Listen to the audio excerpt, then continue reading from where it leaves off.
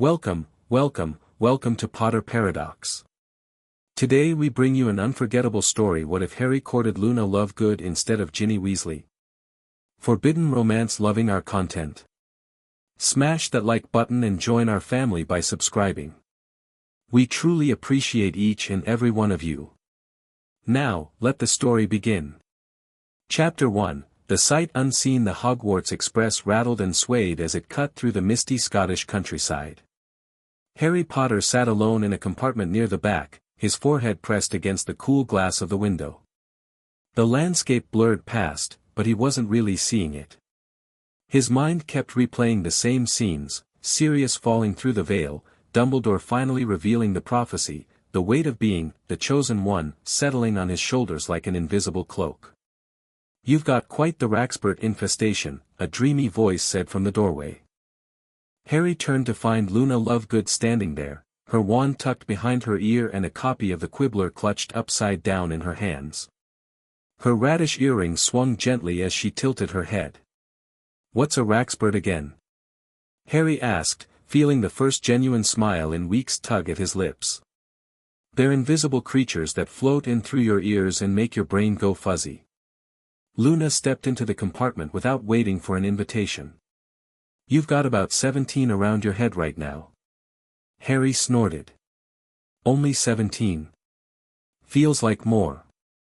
Luna sat across from him, studying his face with those protuberant silvery eyes that somehow seemed to look through rather than at him. "They're drawn to grief, you know. And you have more than most." The directness caught Harry off guard. Most people tiptoed around the subject of serious or awkwardly changed topics. Luna just stated it as a simple fact, no pity in her voice. "Yeah, well. Been a rough summer," he said, surprising himself with his honesty. Luna nodded. "For me as well. Dad's been getting threats over his latest articles." "Threats? From who?" "Oh, various people." Luna waved her hand vaguely. "The Ministry mostly. Dad's been publishing pieces about corruption in the Department of Magical Law Enforcement. And exposing how Fudge was taking bribes from the Rotfong conspiracy." Harry wasn't sure about the conspiracy part, but after everything that happened last year, Ministry corruption didn't seem far-fetched. "Is your dad okay?" "He's quite pleased, actually," Luna said brightly. "Says it means he's getting close to the truth when they start threatening him." Before Harry could respond, the compartment door slid open again, revealing a tall seventh-year student Harry didn't recognize. He had sharp features, immaculately styled dark hair, and wore Slytherin robes already. "Potter," the boy said with a slight nod. His eyes slid to Luna. "And Lovegood, isn't it? Your father runs that rag the Quibbler." Luna smiled pleasantly. "Yes. And you're Sebastian Selwin. Your family believes they're descended from Salazar Slytherin himself, though that's actually impossible since the Selwyn line came from France in the 1400s. Sebastian's composed expression flickered briefly. "Well informed, aren't you?" He turned back to Harry. "I just wanted to introduce myself properly, Potter. We'll be seeing more of each other this year, I expect." Harry straightened, instantly alert. "And why's that?" "Let's just say there are changes coming to Hogwarts. It would be advantageous for you to know who your real allies are." Sebastian's smile didn't reach his eyes. "Not everyone who claims to support you has your best interests at heart." "Thanks for the tip," Harry said coldly. "I'll keep that in mind." Sebastian nodded, his gaze lingering on Luna for a moment before he withdrew, sliding the door shut behind him. "Well, he's unpleasant," Harry muttered. "He's afraid," Luna said, returning to her upside-down magazine. "Afraid? He didn't seem scared to me." "Not of you specifically. He's afraid of change. His family's losing influence in the Wisengamot. They've always prided themselves on their political power." Harry stared at her. "How do you know all that?" Luna lowered her magazine, and for a brief moment, her dreamy expression cleared, revealing something sharper beneath. I listen. People talk around me because they think I'm not paying attention. The train journey continued as more friends joined them, Neville with a rare Mimbulus Mimbletonia cutting, and later Ron and Hermione after their prefect duties. But Harry found himself repeatedly glancing at Luna, noticing things he'd overlooked before, how she caught every detail while appearing distracted, how her seemingly random comments often contained unexpected insights. When they finally arrived at Hogsmeade Station, Harry felt that familiar rush of coming home as Hogwarts came into view. But this year, everything was different. The Thestrals pulling the carriages were visible to more students now, those who had witnessed death at the Ministry. Security had intensified, with Auror stationed at the gates checking everyone's identity. "This is just the beginning," Hermione murmured as they waited in line. "With Voldemort out in the open now." "Look who's back," Ron suddenly hissed, nodding toward the castle entrance. Harry followed his gaze and felt his stomach drop. Dolores Umbridge stood beside Professor McGonagall, clipboard in hand, her wide toad-like mouth stretched in a saccharine smile. "No way," Harry growled. "She can't be teaching again." "She's not," Luna said from behind them. "She's here as a Ministry educational advisor. Dad wrote about it last week. The Ministry created the position to ensure educational standards after last year's disruptions." "You mean after we exposed Voldemort's return and got Fudge sacked?" Harry said. Luna nodded seriously. "That's what I said." As they approached the entrance, Umbridge's gaze locked onto Harry. Her smile widened. "Mr. Potter," she said sweetly. "How delightful to see you again. I do hope we'll have a more productive year together." "I wasn't aware we'd be having any year together, Professor," Harry replied, keeping his voice level despite the anger bubbling inside him. The scars on his hand, "I must not tell lies," seemed to tingle. "Oh, I'm not a professor anymore," Umbridge tittered. "But as educational advisor, I'll be evaluating all aspects of Hogwarts operations, including student discipline." Her gaze slid to Luna, who was humming quietly beside Harry. "And the appropriateness of certain publications being distributed on school grounds." Luna met Umbridge's gaze without flinching. "Censorship often precedes tyranny, don't you think, Ms. Umbridge?" Umbridge's smile froze. "Move along, Miss Lovegood. You're holding up the line." As they entered the Great Hall, Hermione whispered, "Luna needs to be careful. Umbridge won't have forgotten about the Quibbler publishing Harry's interview last year." Harry glanced over at the Ravenclaw table where Luna now sat alone, a small island of empty seats surrounding her. Something protective flared in his chest. "I'll look out for her," he said, more firmly than he intended. Ron raised an eyebrow. "Since when do you and Luna, get on so well?" "Don't call her that," Harry snapped, surprising himself with his vehemence. The sorting ceremony and start-of-term feast proceeded as usual, though Dumbledore's speech contained more warnings than welcome.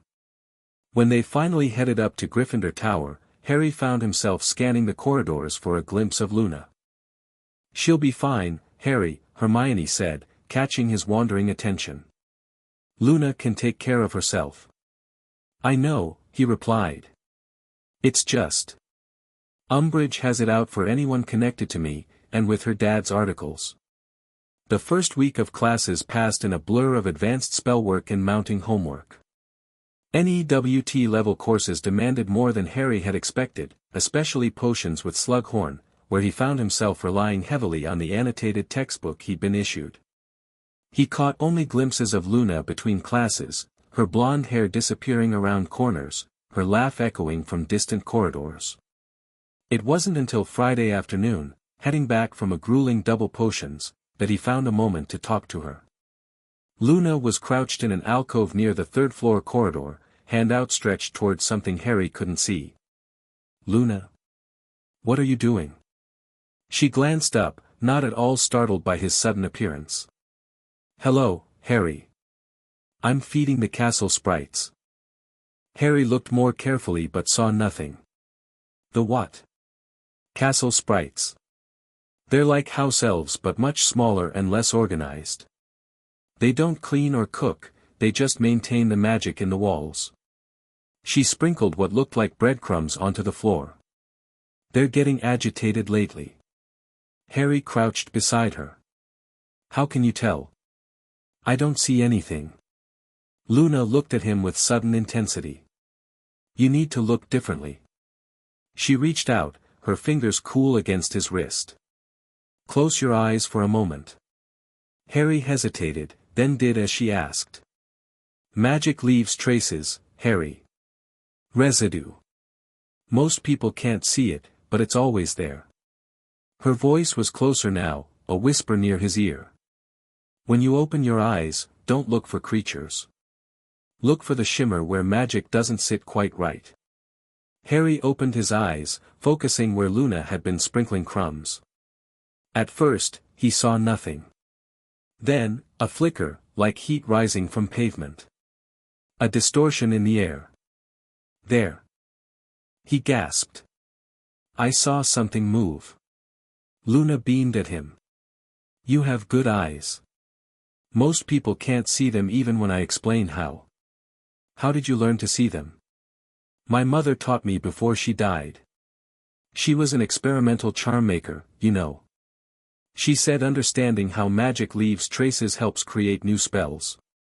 Luna rose gracefully to her feet. The sprites are worried. The castle's magic feels wrong in places. Harry stood too, suddenly aware of how close they were standing. Wrong how? Like an echo where there shouldn't be one. She looked troubled. Have you felt it? Down near the dungeons especially? Harry hadn't, but Luna's concern seemed genuine. I can check it out with you, if you want. Her face brightened. Really? Most people just tell me I'm making things up. I'm not most people, Harry said with a half-smile. And after everything that's happened at Hogwarts, magical disturbances seem worth investigating. They arranged to meet Sunday evening when fewer students would be roaming the halls. As Harry walked away, he felt lighter somehow, as if Luna's presence had chased away some of the darkness that had been hanging over him since the Department of Mysteries.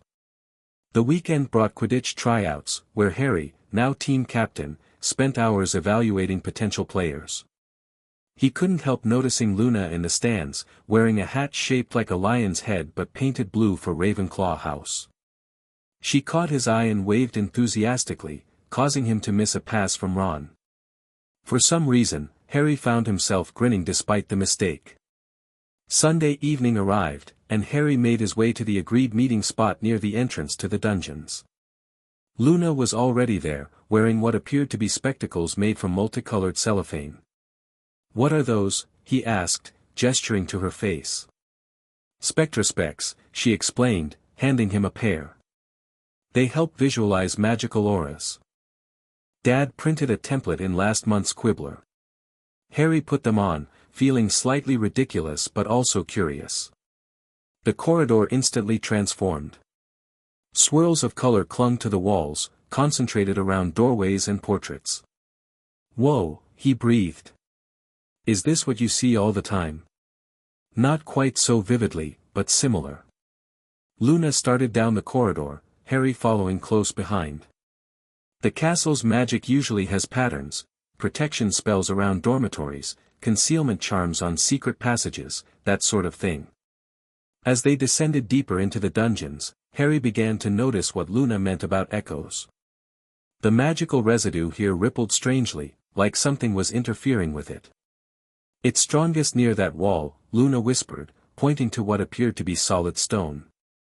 Harry approached carefully, running his hand over the cold surface. There's something. He pressed his ear against the stone and heard a faint, rhythmic sound. Like breathing. Luna, I think, well. What have we here? Harry spun around to find Sebastian Selwin leaning against the opposite wall, flanked by two sixth-year Slytherins. Evening stroll in the dungeons, Potter. Rather far from Gryffindor Tower. Harry straightened, instinctively moving in front of Luna. Just exploring. Last I checked, that wasn't against school rules. Sebastian pushed off the wall, taking a step closer. Interesting choice of companion. An interesting choice of location. His eyes flicked to the wall Harry had been examining. Finding anything unusual? Nothing that concerns you, Harry said firmly, hand slipping toward his wand. Sebastian noticed the movement and smiled thinly. No need for that, Potter. We're all friends here.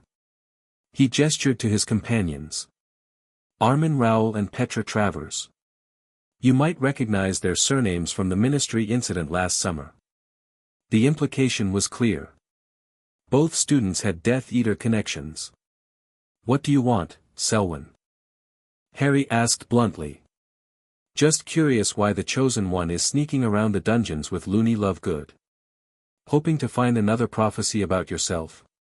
Luna stepped out from behind Harry. The Nargles told me you've been down here every night this week, Sebastian. What are you looking for? Sebastian's composed expression faltered briefly. I don't answer to blood traders or their pet conspiracy theorists. Harry felt a surge of anger. Apologize to her. Now. Or what, Potter? You'll run to Dumbledore? Attack us 3-on-2? Sebastian laughed softly. You may be the hero of Gryffindor, but down here, you're outnumbered and out of bounds. Harry's fingers tightened around his wand. I've faced worse odds. The tension stretched between them until Luna gently touched Harry's arm. We should go, Harry. There's nothing more to see here tonight. Something in her tone made Harry glance at her. She gave a tiny head shake, her eyes communicating something urgent. Fine, Harry said, not taking his eyes off Sebastian. But this isn't over. Oh, I'm counting on that, Potter, Sebastian replied smoothly. Things are only just beginning. Harry let Luna guide him back toward the stairs, keeping his body between her and the Slytherins until they were out of sight. What was that about? He demanded once they reached the first floor. You saw something down there, didn't you? Luna nodded, her usual dreamy expression replaced with uncharacteristic focus. Sebastian's left arm. When he gestured, I saw the magical trace on it. Harry's blood ran cold. A dark mark? He's a Death Eater. Not quite. But similar magic. A preparation spell, perhaps. She removed her spectrospecs, rubbing her eyes. And that wall we were examining, it's an access point. To what? Luna's silver eyes met his. The Chamber of Secrets has more than one entrance, Harry. Harry felt as though the floor had dropped away beneath him. That's impossible. The chamber was sealed after second year. The main entrance, yes. But the basilisk moved through the walls somehow, didn't it? It needed ways in and out. Luna spoke calmly, as if discussing the weather. Something's activating those passages again. Harry ran a hand through his hair. We need to tell Dumbledore. Tell him what? That we were sneaking around the dungeons after hours. That I saw magical traces with homemade spectacles. That Sebastian Selwyn might be involved in something suspicious. Luna shook her head. We need proof first, Harry. She was right, Harry realized. They had suspicions but nothing concrete. So what do? We watch. We gather evidence. Luna's expression brightened. And you teach me to defend myself properly. Me? You were in the DA last year. Yes, but we both know you held back the more advanced spells. She looked at him directly. I fought at the Ministry too, Harry. I can handle whatever's coming. Harry studied her face, the determination behind those dreamy eyes, the quiet confidence in her posture. Okay, he agreed. We'll start tomorrow night. Room of requirement, after dinner. Luna beamed at him. It's a date. The word date echoed in Harry's mind as they parted ways, Luna skipping off toward Ravenclaw Tower. He hadn't meant it that way, had he? And surely Luna hadn't either. Yet he couldn't deny the way his pulse quickened when she smiled at him, or how different she seemed from the loony Lovegood he'd first met last year. The next few days fell into a pattern. Classes and homework filled daylight hours, while evenings found Harry and Luna in the room of requirement, practicing defensive magic. Luna proved a quick study, mastering shield charms and stunning spells with surprising precision. "You're getting really good at this," Harry said one night, helping her up after a particularly powerful impediment Jinx had knocked him backward. "I have a good teacher," she replied simply. Harry felt his cheeks warm. "It's not just me. You've got natural talent, Luna." She tilted her head, considering this. "My mother always said magic responds to belief. If you truly believe something will work, it usually does. Is that how you see those magical traces? Because you believe they're there?" "No, those are actually there," Luna said matter-of-factly. "But believing I can see them helps attune my perception." Harry nodded slowly. It made a strange kind of sense, like when he'd first summoned his Patronus. He'd been able to cast it because he already knew he could. Their conversation was interrupted by the door to the room of requirement swinging open. Ginny Weasley stood in the doorway, looking between them with surprise. "Harry? What are you doing here?" Her eyes shifted to Luna. "With her?" "Extra defense practice," Harry explained, suddenly feeling awkward. Luna wanted some help with shield charms. Ginny's expression clouded. "I see. You could have mentioned it to the rest of us. Ron and Hermione were looking for you." "It was sort of a last-minute thing," Harry said, not entirely sure why he felt defensive. Ginny looked like she wanted to say more but just shrugged. "Whatever. I just came to grab my potions book. Left it here earlier." She crossed to a shelf, snatched up a textbook, and left without another word. Luna watched the door close behind her. "Ginny's upset." "Yeah, I got that," Harry sighed. "I should probably go talk to Ron and Hermione. She likes you, you know." Harry blinked. "Who, Hermione?" "No. Ginny." Luna began gathering her things. "She's liked you since before she came to Hogwarts. Everyone knows that." "Oh." Harry felt his face heat up again. "I mean, I guess I knew she had a crush on me years ago, but she's been dating other guys." Luna shouldered her bag. "She never stopped liking you. She just gave up waiting for you to notice her." Harry didn't know how to respond to that. He'd never thought of Ginny that way, she was Ron's little sister. But lately, she'd been more present in their group, more confident, more noticeable. "Does it bother you?"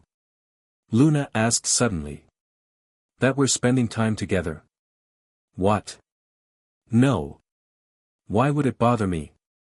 Luna studied him with those penetrating silver eyes. "Because people talk, Harry. They're already saying things about us." Harry frowned. "What kind of things?" "Oh, that I'm using love potions on you. That you're using me to make Ginny jealous. That I'm trying to get publicity for Daddy's magazine." She listed these rumors without apparent concern. "People always talk about things they don't understand." "That's ridiculous," Harry said firmly. "You're my friend, Luna. I don't care what people say." A smile bloomed on her face, transforming her features. "I'm your friend?" Harry was startled by the question. "Of course you are. After everything last year, the DA, the ministry, did you think we weren't friends?" Luna's smile turned wistful. "I've never had many friends before. It's nice."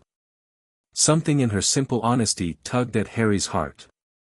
Without thinking, he reached out and squeezed her hand. "Well, you've got one now.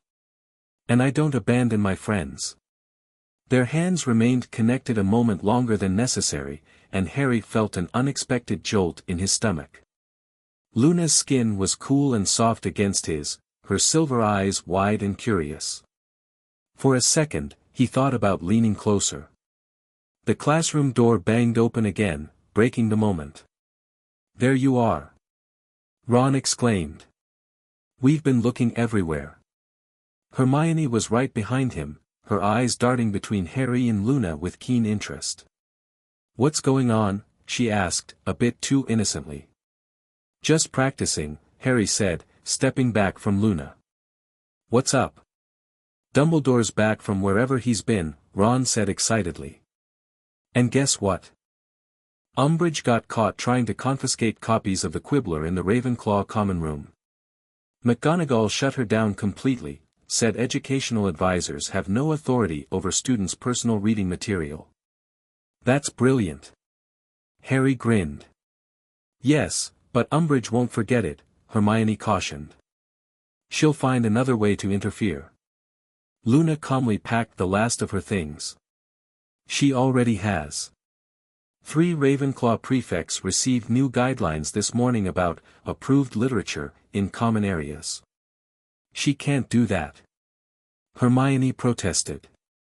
"No, but she's doing it anyway," Luna replied. "Just like last year." Harry felt a surge of the old anger that had fueled him during Umbridge's reign as High Inquisitor. "We need to restart the DA. Properly." "Harry." Hermione began cautiously. "Not as a rebellion this time," he clarified. "As actual defense preparation. Voldemort's out there, and we know Hogwarts has been infiltrated before." "You think it's happening again?" Ron asked, suddenly serious. Harry hesitated, glancing at Luna. They hadn't told anyone about their suspicions regarding Sebastian Selwyn or the chamber. Luna met his gaze steadily. "Harry and I found evidence that someone's accessing sealed areas of the castle. Areas connected to the Chamber of Secrets." Ron and Hermione's reactions were predictably different. Ron paled, while Hermione immediately demanded details. Harry explained what they'd discovered in the dungeons, with Luna adding observations about the magical residues she could see. "You realize how this sounds?" Hermione said when they finished. "Magical traces only Luna can see. Secret passages to the chamber that we never knew about." "I believe her," Harry said firmly. "I'm not saying she's lying," Hermione clarified. "I'm saying we need more concrete evidence before going to the professors. And we need to be careful. If Sebastian Selwyn is involved with Death Eaters." "Then we're wasting time talking," Harry interrupted. "Luna and I will keep investigating. You two start organizing DA members, quietly. We'll meet once a week, just the core group at first." Ron nodded. "I'm in. Ginny and Neville will join too. And I'll research the chamber," Hermione added. "There might be historical records of these other entrances." As they made plans, Harry couldn't help noticing how naturally Luna had been included, how quickly Ron and Hermione accepted her as part of their inner circle. It felt right somehow, like she'd always belonged there. The next morning at breakfast, Harry received a note from Dumbledore requesting a meeting that evening. When he arrived at the headmaster's office, he found Professor McGonagall there as well, her expression grim. "Potter," she greeted him. "The headmaster and I wish to speak with you about certain activities you've been engaged in." Harry's stomach dropped. Had they discovered the reformed DA already? "Sir." He looked to Dumbledore. "It has come to our attention," Dumbledore said carefully, "that you and Miss Lovegood have been investigating disturbances in the castle." Harry's surprise must have shown on his face, because McGonagall added, "The portraits report to the headmaster, Potter. Very little happens in this castle without our knowledge." "We're not in trouble, are we?" Harry asked. "No," Dumbledore assured him. "In fact, your observations may prove valuable. However, we're concerned about the potential danger." "Danger to Miss Lovegood specifically," McGonagall clarified. "Her father's publication has made her a target, and her association with you compounds that risk." Harry bristled. "Luna can handle herself." She fought Death Eaters last year. Indeed she did, Dumbledore agreed mildly. Most impressively. But that is precisely why certain parties might take an interest in her. What parties? Harry demanded. Voldemort? The Ministry? Sebastian Selwyn? A flicker of surprise crossed Dumbledore's face at the last name. You suspect Mr. Selwyn of involvement in dark activities? Harry explained their encounter in the dungeons and Sebastian's suspicious behavior. Dumbledore and McGonagall exchanged significant looks. The Selwyn family has carefully maintained political neutrality in public, McGonagall said. But there have always been rumors of darker affiliations. We will look into Mr. Selwyn's activities, Dumbledore promised. In the meantime, I must ask that you exercise extreme caution. If the chamber is indeed being accessed again. He didn't finish the sentence. Sir, Harry said, seizing the opportunity, I think we should restart the DA. As a precaution. McGonagall's eyebrows shot up, but Dumbledore merely smiled. An excellent idea, Harry. Though perhaps with faculty supervision this time. Professor McGonagall has offered to oversee. Harry hadn't expected such easy agreement. That would be great, Professor. As he left the office, Harry felt a mix of relief and unease. Dumbledore's interest in his activities with Luna suggested there was more going on than they realized. And McGonagall's warning about Luna being a target nagged at him. The days that followed saw the DA quietly reformed, this time with McGonagall's official approval as an advanced defense study group. They met in a disused classroom rather than the room of requirement, focusing on practical combat magic and quick response drills. Luna attended every session, often working directly with Harry on more advanced spells. He couldn't help noticing how gracefully she moved, how intuitively she grasped magical concepts once they were explained properly. Her unique perspective often led to creative applications of standard spells. Try thinking of your shield charm as a bubble rather than a wall, she suggested during one session. It's more flexible that way, you can move it with you instead of recasting. To Harry's surprise, the modification worked brilliantly. His shield became more responsive, requiring less concentration to maintain. That's amazing, Luna, he exclaimed after successfully deflecting a barrage of stinging hexes from Ron. Where did you learn that? I didn't learn it anywhere, she said simply. It just made sense to me. Across the room, Harry caught Ginny watching them, a strange expression on her face.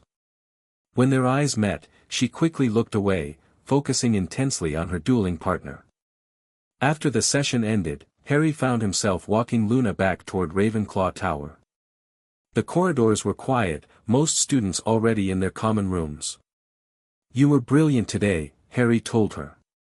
That shield modification is going to help everyone. Luna smiled, her steps light beside him. I'm glad.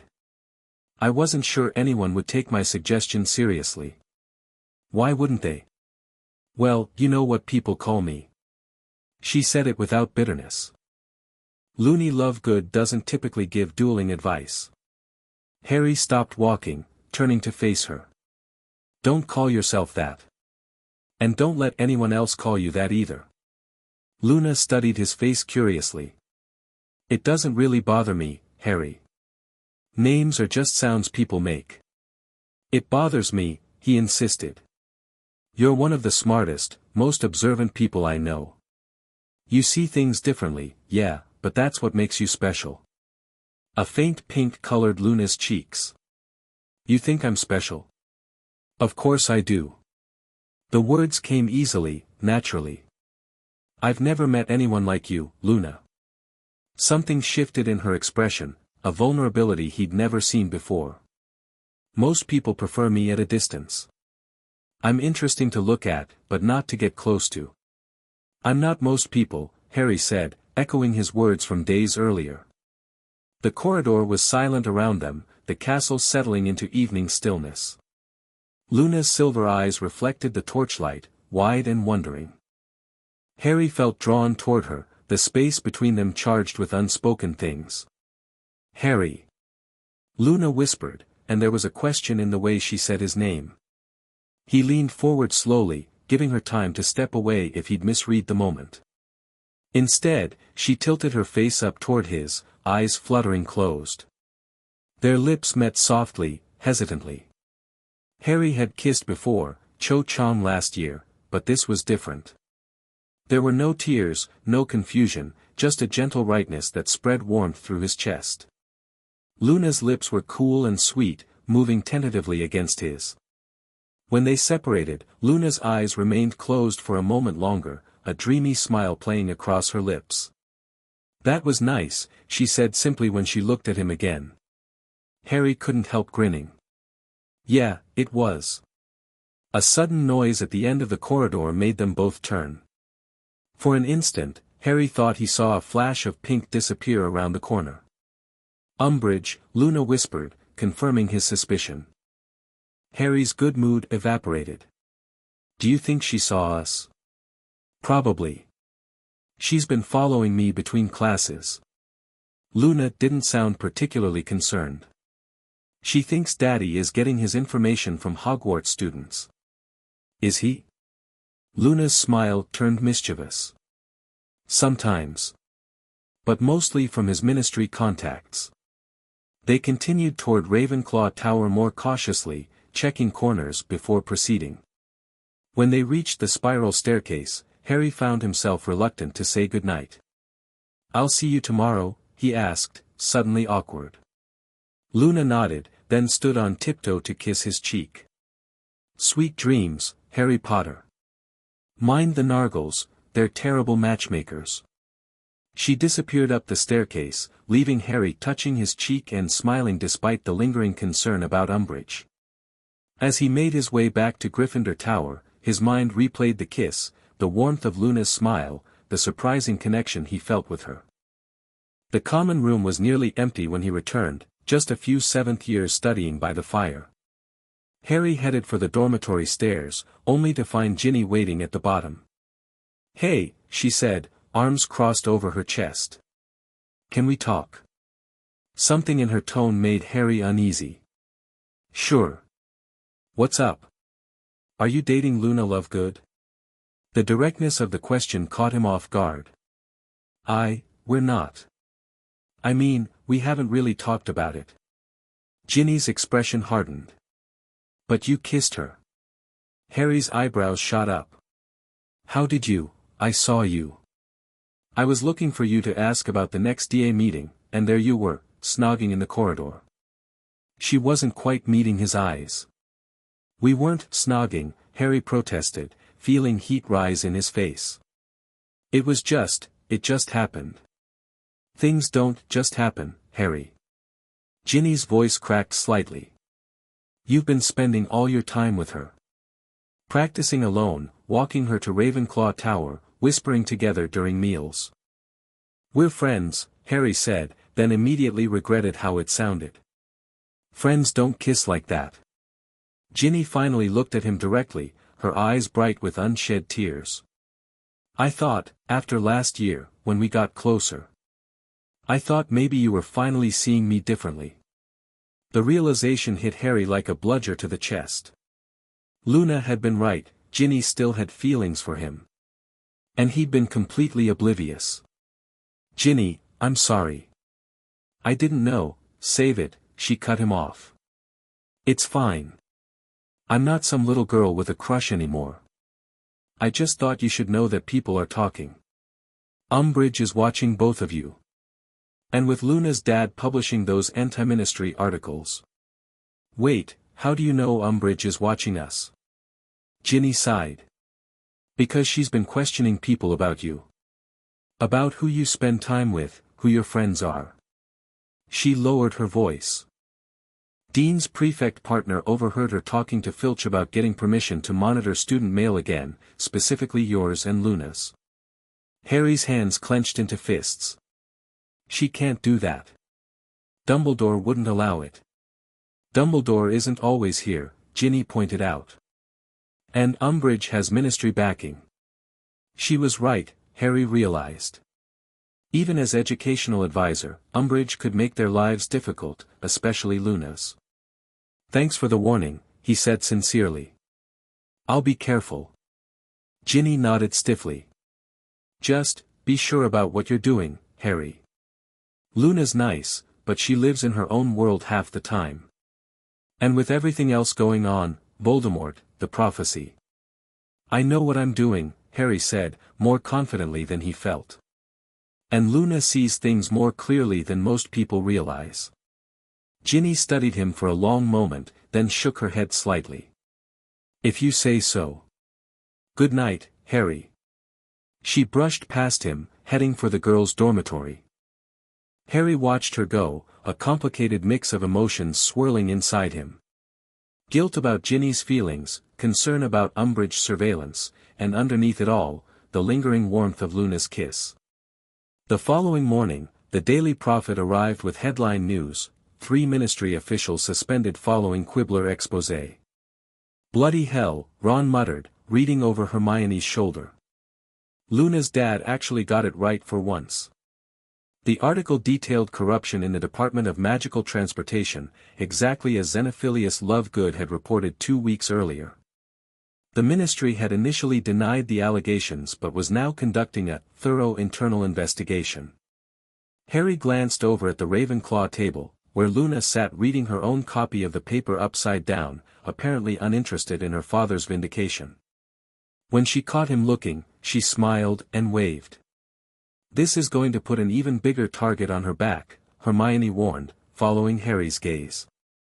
"Umbridge must be furious." She wasn't wrong. Throughout Charms class that morning, Harry noticed Umbridge standing in the corridor outside, watching through the doorway with narrowed eyes. When he arrived at Transfiguration after lunch, Professor McGonagall was in a visibly foul mood. "Our educational advisor," she announced with thinly veiled contempt, "has implemented new guidelines for student publications and correspondence. All student-produced materials must now be approved before distribution, and certain periodicals have been deemed unsuitable for educational environment." The class murmured in disapproval. "I need hardly add," McGonagall continued crisply, "that I find these guidelines absurd and will be formally protesting them. In the meantime, I suggest that any students with subscriptions to controversial publications exercise discretion."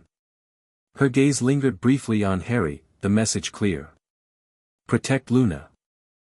After class, Harry hurried to find her, eventually locating her by the lake, barefoot despite the autumn chill, wading in the shallows. "Luna," he called, jogging toward her. "We need to talk." She turned, smiling serenely. "Hello, Harry. I'm looking for plimpies. They're particularly active when the weather changes." "Luna, listen," Harry said urgently, reaching the water's edge. "Umbridge has banned the Quibbler from Hogwarts. McGonagall thinks you could be in danger." "Oh, I know," she replied calmly, splashing back toward shore. 3 of my housemates already had their copies confiscated. And someone took my shoes again." She wiggled her pale toes in the mud. Harry frowned. "Someone stole your shoes?" "Who?" Luna shrugged. "It happens sometimes. They'll turn up eventually." Her casual acceptance of the bullying made Harry's blood boil. "That's not okay, Luna. Tell me who did it." "It doesn't matter," she insisted, reaching for her bag. "We have more important things to worry about. I had another vision last night." Harry's anger temporarily subsided. "What kind of vision?" "The chamber. Something's waking up down there, Harry." Luna's typically dreamy expression had vanished, replaced by genuine concern. "It's not a basilisk this time. It's something older." "Did you see what it was?" She shook her head. "Just feelings. Cold. Ancient. Hungry." She shivered slightly. "It wants out." Harry reached for her hand without thinking, finding it icy from the lake water. "We need to tell Dumbledore. Now." Luna allowed him to lead her toward the castle, her hand small and cold in his. As they crossed the entrance hall, Sebastian Selwyn emerged from the dungeon stairs, flanked as usual by his two shadows. "Potter," Sebastian called, a cold smile playing on his lips. "And Miss Lovegood. Just the people I was hoping to find." Harry tensed, positioning himself slightly in front of Luna. "What do you want, Selwyn?" Sebastian's eyes flicked to their joined hands. "Merely to congratulate Miss Lovegood on her father's journalistic triumph. Those ministry suspensions are quite the achievement." "Thank you," Luna said politely. "Daddy will be pleased to hear his work is being read in Slytherin House."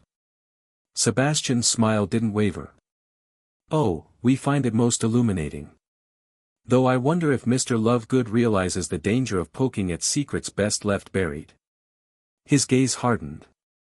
"Some truths are protected by powers greater than the ministry." "Is that a threat?" Harry demanded. "A friendly warning," Sebastian corrected smoothly. "From someone who understands how these games are played." He stepped closer, dropping his voice. "The chamber was only the beginning, Potter. What lies beneath this castle would make your precious prophecy seem insignificant." Harry's wand was in his hand before he consciously decided to draw it. "Stay away from Luna and her father." Sebastian eyed the wand with amusement. "Planning to duel me in the entrance hall? With professors just rooms away? I thought Gryffindors were supposed to be brave, not stupid. And I thought Slytherins were supposed to be cunning, not obvious," Luna interjected calmly. "Your left sleeve is smoking, Sebastian. The containment charm is failing." All eyes dropped to Sebastian's arm, where indeed a faint wisp of dark smoke seemed to be seeping through the fabric. His composed expression faltered as he quickly covered it with his hand. "This isn't over," he hissed, backing away. "The awakening has already begun." He retreated down the corridor, his companions following closely. "What was that on his arm?" Harry asked once they were alone. "Not a dark mark," Luna said thoughtfully. "Something else. Something he's trying to contain." She looked up at Harry, eyes wide. "I think he's connected himself to whatever's in the chamber. Like a conduit. That's why we need to see Dumbledore," Harry insisted. "This is bigger than just Umbridge's vendetta." But when they reached the gargoyle guarding the headmaster's office, Professor McGonagall was just coming down the spiral staircase, her expression grave. "Potter, Miss Lovegood," she acknowledged them. "I'm afraid the headmaster has been called away on urgent business." "When will he be back?" Harry asked anxiously. "I couldn't say. Days, perhaps a week." McGonagall studied their worried faces. "What's happened?" Harry explained about Luna's vision and their confrontation with Sebastian. McGonagall listened intently, her frown deepening. "I see," she said when he finished. "Miss Lovegood, these visions, have you experienced anything similar before?" Luna nodded. "Since my first year. But never this strong or frequent." "And you believe Mr. Selwyn is somehow involved with whatever is awakening in the chamber?" "Yes, Professor," Luna replied. "The magical signatures match." McGonagall looked skeptical but didn't dismiss her outright. "I will investigate Mr. Selwyn's activities and increase security around the known entrance to the chamber. In the meantime, neither of you is to go anywhere near the dungeons alone." "But Professor," Harry protested, "if something's waking up, then it will be dealt with by qualified witches and wizards, not students." McGonagall cut him off firmly. "I understand your concern, Potter, but rushing headlong into danger isn't always the answer." After McGonagall left, Harry and Luna exchanged frustrated looks. "She doesn't really believe us," Harry muttered. "She believes something's happening," Luna corrected. "She's just not sure what." She glanced toward the dungeons. "We need to find out what Sebastian's doing. Tonight." Harry stared at her. "McGonagall just told us to stay away from the dungeons."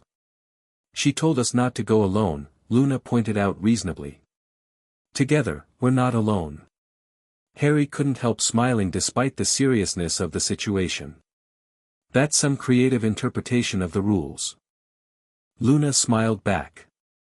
Ravenclaws are good at finding loopholes. They agreed to meet at midnight near the entrance to the dungeons.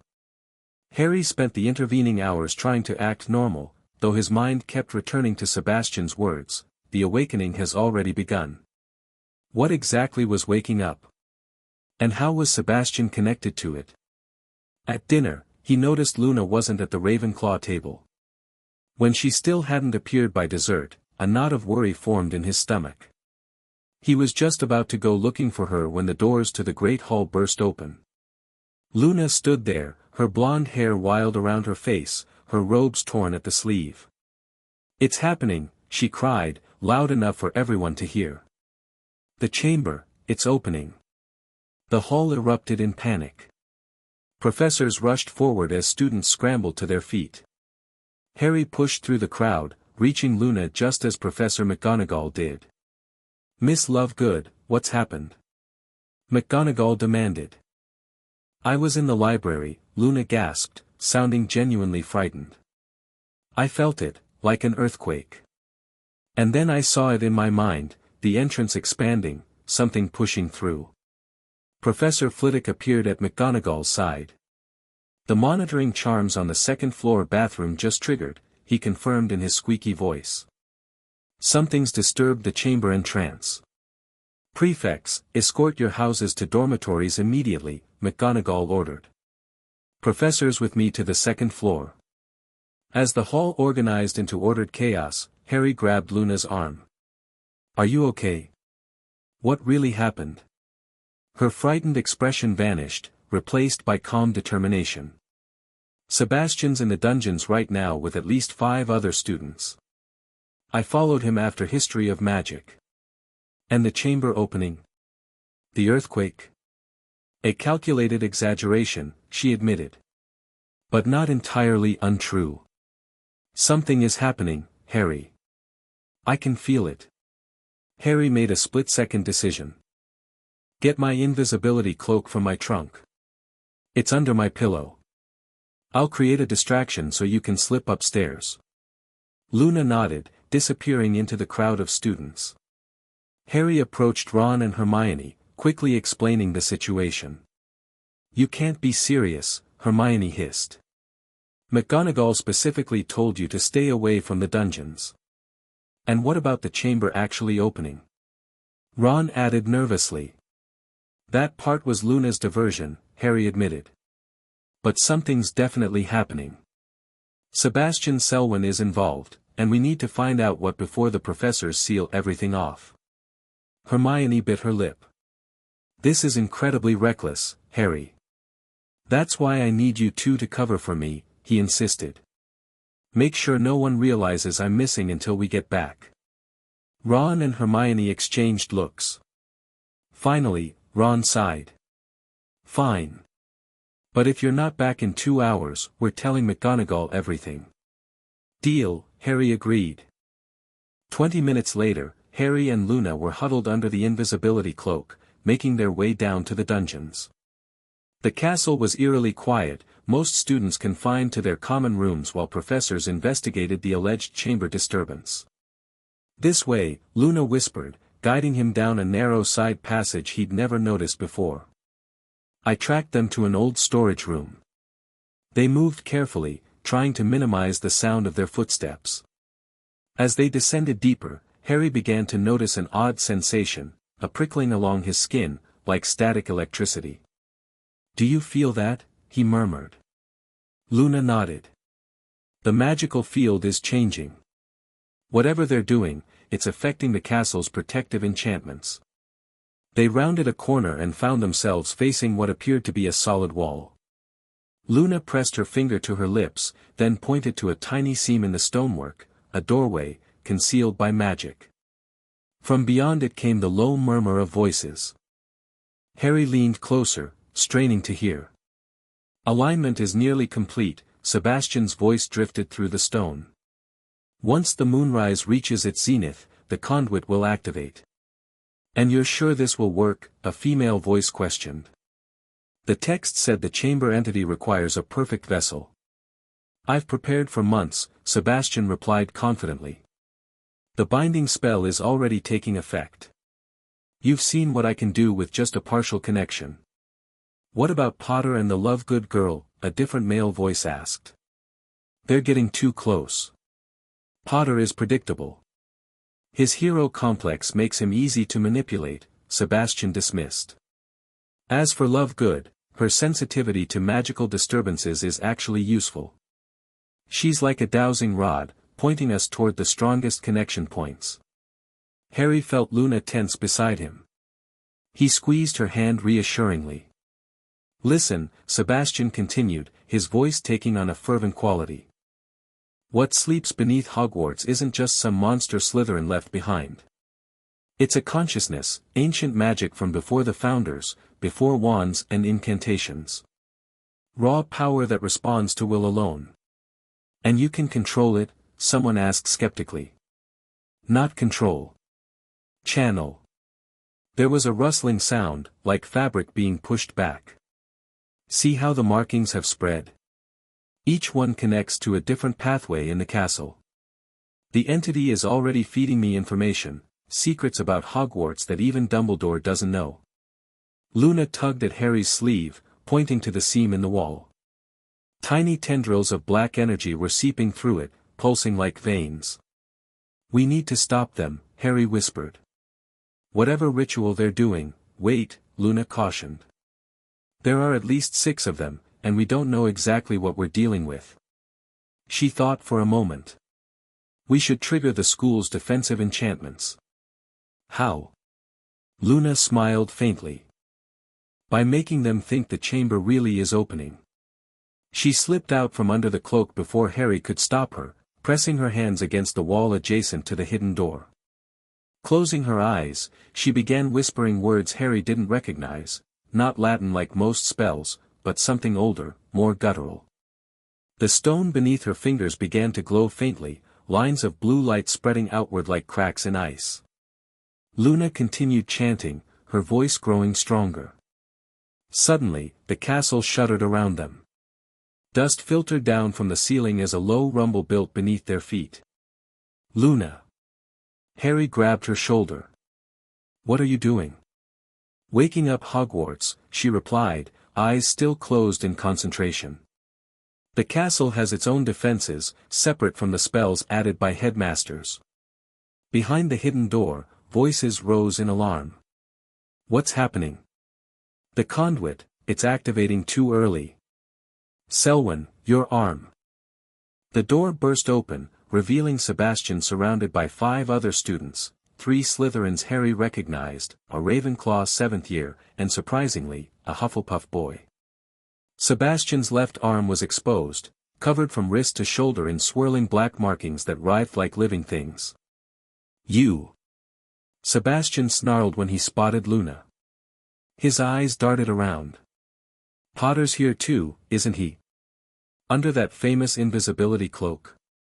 Harry pulled off the cloak, wand raised. "It's over, Selwyn. The professors are already investigating the chamber." Sebastian laughed, a strange edge to the sound. "You have no idea what you've done." He raised his marked arm, and the black patterns glowed with an eerie purple light. "You've just accelerated the awakening." The castle shuddered again, more violently this time. Luna stumbled, and Harry caught her arm to steady her. "The ritual isn't complete," the Ravenclaw girl warned Sebastian. "If you channel too much power now, it's too late for caution," Sebastian cut her off. "They've triggered the castle's response. We need to complete the binding immediately." He fixed his gaze on Luna. "And we need her. The entity wants her." Harry stepped in front of Luna, wand aimed directly at Sebastian's heart. "You're not touching her." "This isn't personal, Potter," Sebastian said, almost regretfully. "But what we're doing is bigger than any of us. The entity has been trapped for centuries, its power siphoned to fuel Hogwarts enchantments. Imagine what we could do if we freed it, controlled it." You mean what Voldemort could do, Harry countered. That's what this is really about, isn't it? Finding new weapons for him. Something flickered in Sebastian's expression. Not all of us serve the Dark Lord. Some of us have more, independent ambitions. The markings on his arms suddenly convulsed, spreading higher up his neck. Sebastian gasped in pain, dropping to one knee. It's breaking containment, the Hufflepuff boy warned.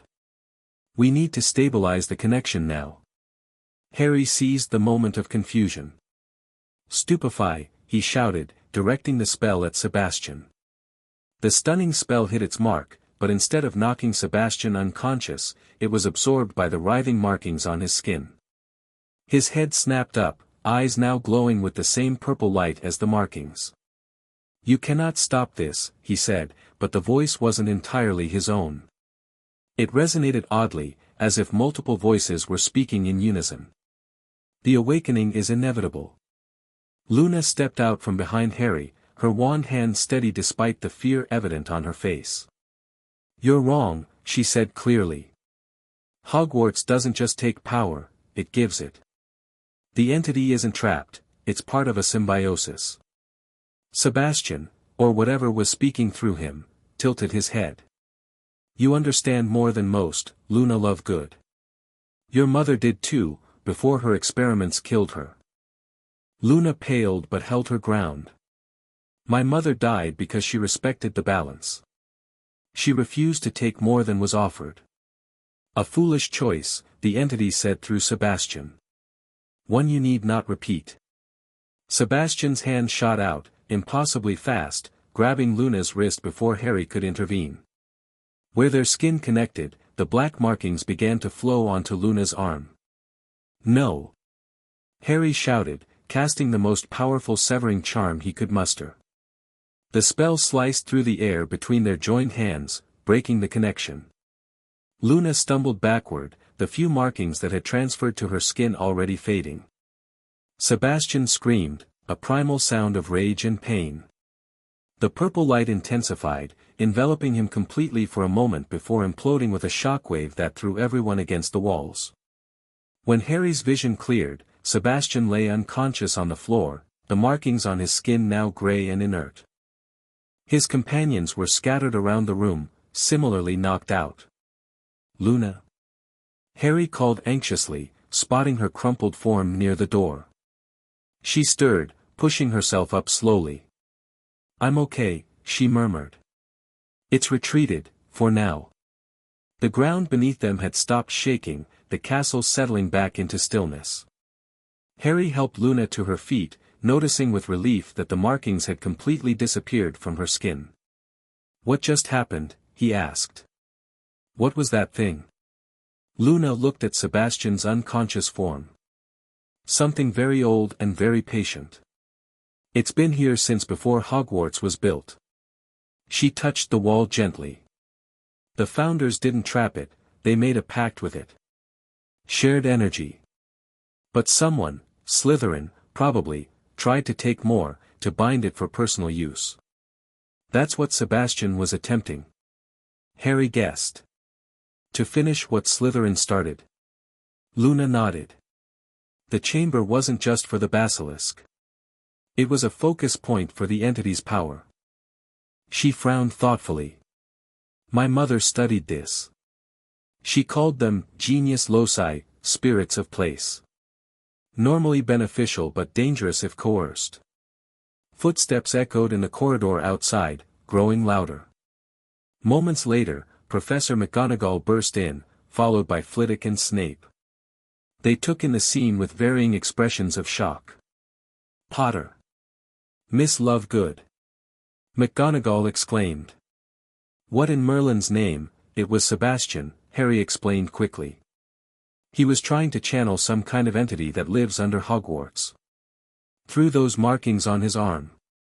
Snape moved to Sebastian's side, examining the now grey markings with a grim expression. Ancient binding magic, he murmured. I've seen references to this in certain restricted texts. Miss Lovegood, Flitwick addressed Luna directly. Those words you were chanting, that was Old Celtic, wasn't it? The castle's primal activation sequence. Luna nodded. My mother's research. She said every stone in Hogwarts remembers its purpose. McGonagall's stern expression softened slightly. You two may have prevented a catastrophe. Although, her voice sharpened again, you directly disobeyed my instructions to stay away from the dungeons. Technically, Luna pointed out, you said not to go alone. We were together. A flicker of exasperation crossed McGonagall's face, but she didn't pursue the point. Mr. Selwyn and his associates will be dealt with. As for you two, report to the hospital wing immediately. Those exposed to binding magic need to be checked for residual effects. As the professors began securing the unconscious students, Harry and Luna made their way toward the hospital wing. In a quiet corridor, Harry pulled Luna to a stop. Are you really okay? He asked, searching her face anxiously. When those markings started spreading to you, I'm fine, Harry, she assured him. They didn't take hold. Relief flooded through him, followed by a surge of emotion he couldn't quite name. Without thinking, he pulled her into a tight embrace. I was scared, he admitted, his voice muffled against her hair. When Sebastian grabbed you. Luna's arms wrapped around his waist, her head tucking perfectly under his chin. I was scared too, she confessed. Not of Sebastian, but of what I felt when the entity touched me. It was tempting. All that knowledge, that power. Harry held her tighter. But you resisted. Because you were there, she said simply. Some kinds of magic are stronger than others. They stood like that for a long moment, the adrenaline of the confrontation gradually fading, replaced by something warmer, more solid. When they finally separated, Luna's silver eyes were bright with unshed tears. My mother would have liked you, she said softly. She always said the best wizards are the ones who understand that magic isn't about power at all, it's about connection. Harry smiled, reaching up to tuck a strand of blonde hair behind her ear. I think I'm starting to understand that. This time when he kissed her, there was no hesitation, no uncertainty. Luna's arms wound around his neck as she rose on tiptoe to meet him, her lips warm and eager against his. The kiss deepened, and Harry felt something shift inside him, a piece falling into place that he hadn't known was missing.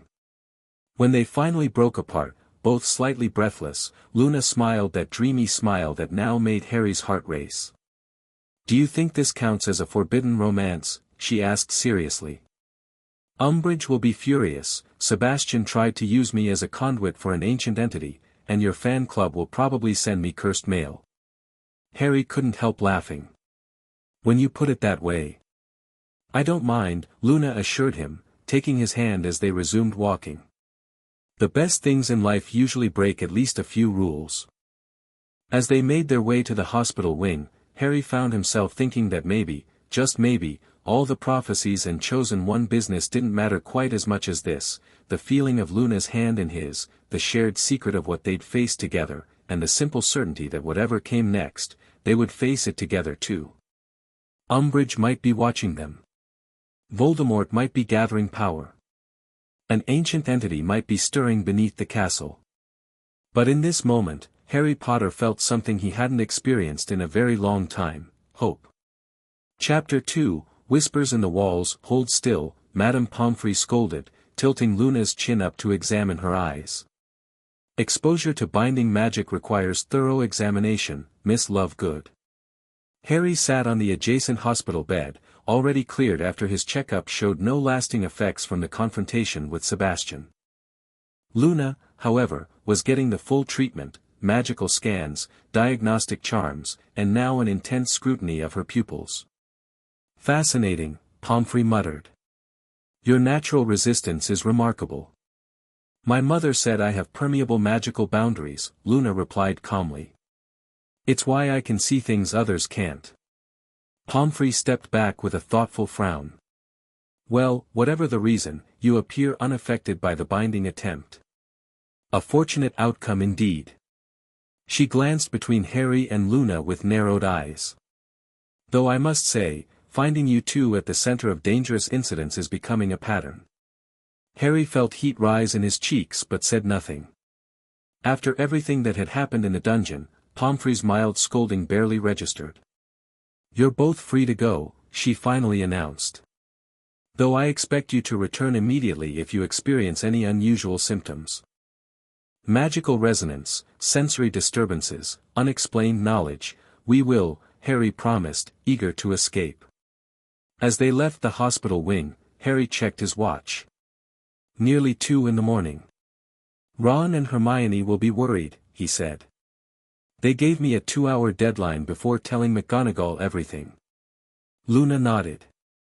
"You should go reassure them. I need to check on something in the Ravenclaw dormitory anyway." Harry hesitated.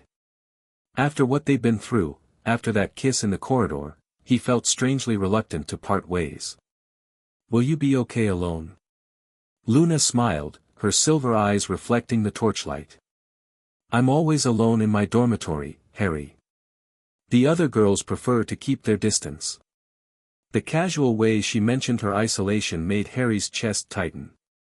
"Luna, it's all right," she interrupted gently. "I'm used to it. And after tonight, I doubt Sebastian's followers will bother me for a while." She stood on tiptoe to kiss his cheek. "Go see your friends. I'll find you tomorrow." Harry watched her skip away, her blonde hair swinging behind her. Something protective and fierce swelled inside him. He made a silent promise that Luna wouldn't be so alone anymore. When he reached Gryffindor Tower, he found Ron and Hermione still awake, huddled by the dying common room fire. "Harry!" Hermione jumped up. "We were just about to go to McGonagall." "Sorry," he said, dropping into an armchair. "It's been complicated." He quickly explained what had happened in the dungeons, Sebastian's ritual, the entity speaking through him, Luna's unexpected knowledge of Hogwarts defenses. "Bloody hell," Ron whispered when he finished. "An ancient magical consciousness under the castle? That's even worse than a basilisk." "Not necessarily worse," Hermione said thoughtfully. "Just different. If what Luna says is true about it having a symbiotic relationship with Hogwarts." "You believe her?" Harry asked, surprised by Hermione's lack of skepticism. Hermione fidgeted slightly. "I've been doing some research since you mentioned the chamber. There are references in Hogwarts, a history, to the castle being more than the sum of its stones. I always thought it was metaphorical, but maybe it's not." "What happens to Sebastian now?" Ron asked. "Dunno. McGonagall didn't say. But those markings on his arm." Harry shuddered at the memory. They were alive somehow. Hermione leaned forward. "And Luna? Is she really okay?" "Pomfrey says she's fine. Something about natural resistance." Harry couldn't help smiling slightly. "She's amazing, actually. She knew exactly what to do when everything started going crazy." Ron and Hermione exchanged a look that Harry didn't miss. "What?" he demanded. "Nothing," Ron said quickly. "It's just." Hermione hesitated. "You and Luna. It's happening rather fast, isn't it?" Harry frowned. "What's happening fast?" "Oh come on, mate," Ron snorted. "The whole school's talking about you two. Holding hands in the corridors, secret meetings in the room of requirement. Private defense lessons," Harry corrected, feeling defensive. "And Ginny mentioned she caught you kissing," Hermione added gently. Harry sank deeper into his chair. "So what? Am I not allowed to like someone?" "Of course you are." Hermione rushed to say. "It's just, with everything going on, Voldemort, the prophecy, now this entity under the castle, is this really the best time to start a relationship? Especially with someone who's already a target because of her father's articles." Harry felt a flash of anger. "So I'm supposed to be what? Alone? Focused only on Voldemort until one of us kills the other?" "That's not what she meant," Ron interjected. "It kind of is, though," Harry said bitterly. Everyone wants me to be the chosen one, to save the wizarding world. But no one seems to care what I want. Hermione's expression softened. That's not true, Harry. We care. We just worry about you. And about Luna too. Harry ran a hand through his hair, his anger fading as quickly as it had flared. I know. I'm sorry. It's been a long night. He stood up, suddenly exhausted. I'm going to bed. As he climbed the stairs to the boys' dormitory, he heard Ron whisper to Hermione, "He's got it bad, hasn't he?" "Yes," Hermione replied softly. "I just hope they're both careful." Harry fell asleep replaying the moment when Luna had stood against Sebastian, defiant and brilliant. And the kiss that followed, not a fumbling, tearful confusion like with Cho, but something that felt right, that made sense in a world where very little did anymore. The next morning, news of Sebastian Selwyn's accident spread through Hogwarts like wildfire. The official story was that he had mishandled an advanced potion, resulting in temporary magical contamination. He and the other students involved had been transferred to St. Mungo's for specialized treatment. "Contamination my arse," Ron muttered at breakfast. "McGonagall's covering it up." "Of course she is," Hermione whispered. "Can you imagine the panic if everyone knew what really happened?" Harry was only half listening, his attention on the Ravenclaw table where Luna sat alone as usual, reading the Quibbler upside down. When she caught him looking, she smiled and waved. Harry's stomach did a flip that had nothing to do with the bacon he'd been eating. "Just go sit with her," Hermione said with a hint of exasperation. "Honestly." Harry hesitated. "You don't think it would be too obvious?" "Mate, you two fighting an ancient magic entity together then snogging in the corridors was already obvious," Ron pointed out. "Sitting together at breakfast is hardly front-page news at this point." Taking a deep breath, Harry grabbed his bag and made his way to the Ravenclaw table. Conversations hushed as he approached, curious eyes following his progress. "Morning," he said, sliding onto the bench beside Luna. "Mind if I join you?" Luna looked delighted. "Not at all. Though the Ravenclaw table hasn't hosted a Gryffindor in 43 years, according to the castle records." "Well, time to break tradition then," Harry grinned, helping himself to toast from a nearby platter. At the staff table, he noticed McGonagall watching them with an inscrutable expression. Umbridge, seated beside her, made no attempt to hide her disapproval, her toad-like mouth pinched into a tight line. "Umbridge looks like she swallowed a particularly sour acid pop," Harry commented. Luna followed his gaze. "She's been writing to the ministry all morning. I saw her sending owls from the Ollery before breakfast." "About us?" "About everything." Luna took a bite of pudding, which appeared to be her breakfast of choice. "Sebastian, the disturbances in the castle, Daddy's articles, us. She's building a case." Harry frowned. "A case for what?"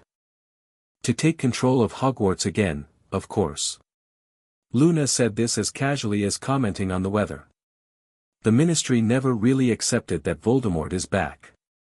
They've just been waiting for an opportunity to regain influence here." Before Harry could respond, a shadow fell across their table. He looked up to find Draco Malfoy standing there, his pointed face paler than usual, dark circles under his eyes. "Potter," Malfoy said, his usual sneer absent. "A word?" Harry blinked in surprise.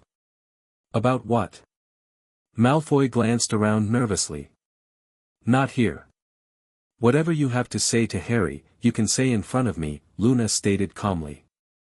Malfoy hesitated, then leaned closer, lowering his voice.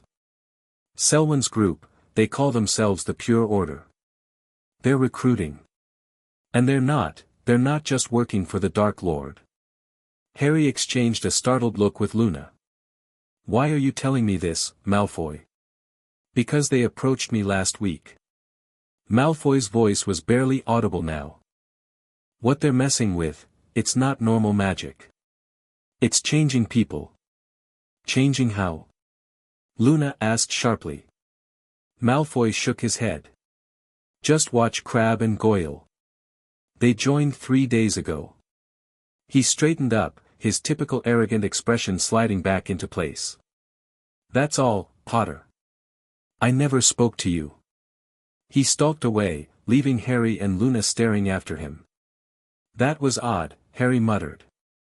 Luna nodded thoughtfully. The entity must be spreading its influence, even with Sebastian gone. Harry turned to look at the Slytherin table, where Crabbe and Goyle sat silently, not eating, their eyes fixed on some middle distance. Now that he was paying attention, he noticed something off about them, a stillness that wasn't natural, an absence of their usual lumbering movements.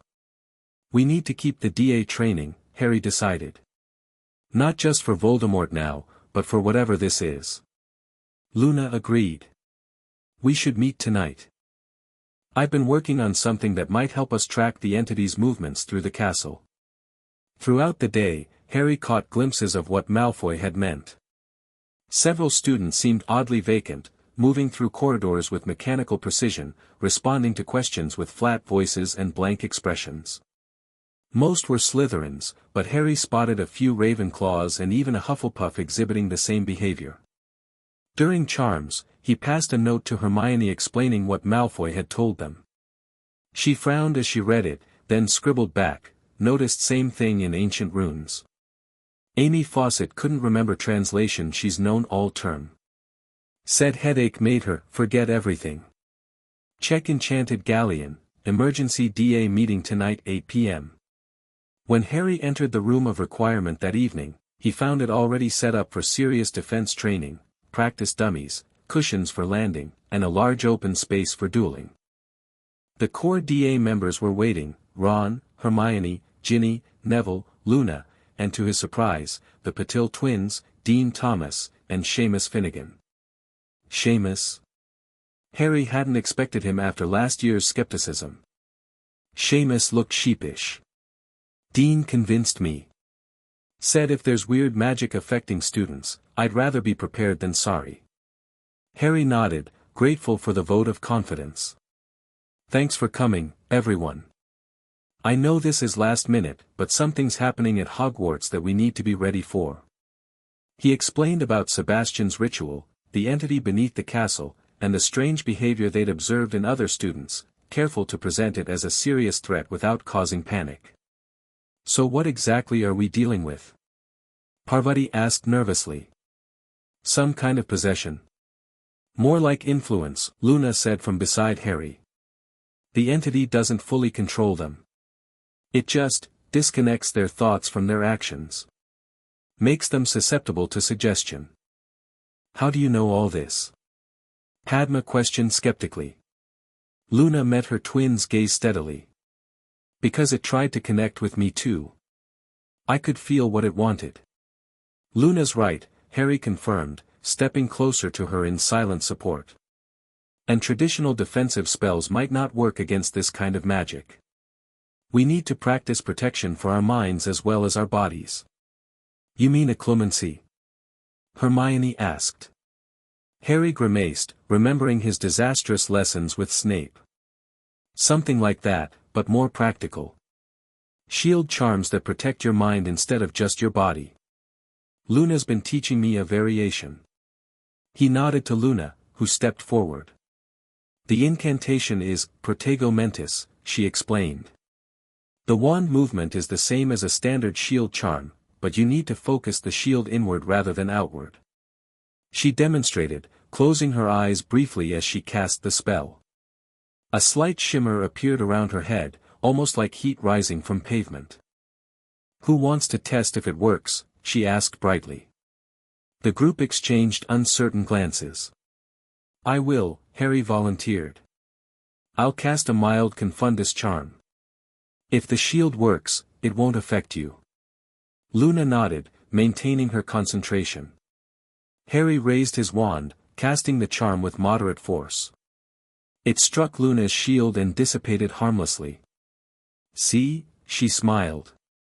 Now you try. The DA members paired off to practice, with Harry and Luna moving between groups to correct technique. Most struggled initially, finding it difficult to focus the shield inward when defensive magic typically projected outward. "It's all about intention," Luna explained patiently to Neville, whose shield kept manifesting as a standard protego. "Imagine the magic forming a bubble around your thoughts, not your body." After an hour of practice, only Hermione, Ginny, and surprisingly Neville had managed to produce functional mental shields. The others were making progress but needed more practice. "This is important," Harry emphasized as they wrapped up. "I want everyone practicing daily. And keep an eye out for anyone acting strangely, especially if they suddenly change behavior or can't remember things they should know." As the group dispersed, Ginny lingered behind, waiting until the others had left before approaching Harry and Luna. "I need to ask you both something," she said, her expression serious. "That night in the dungeons, did either of you experience any gaps in memory afterward?" Harry frowned. "No." "Why?" Ginny hesitated. "It's Colin Creevey.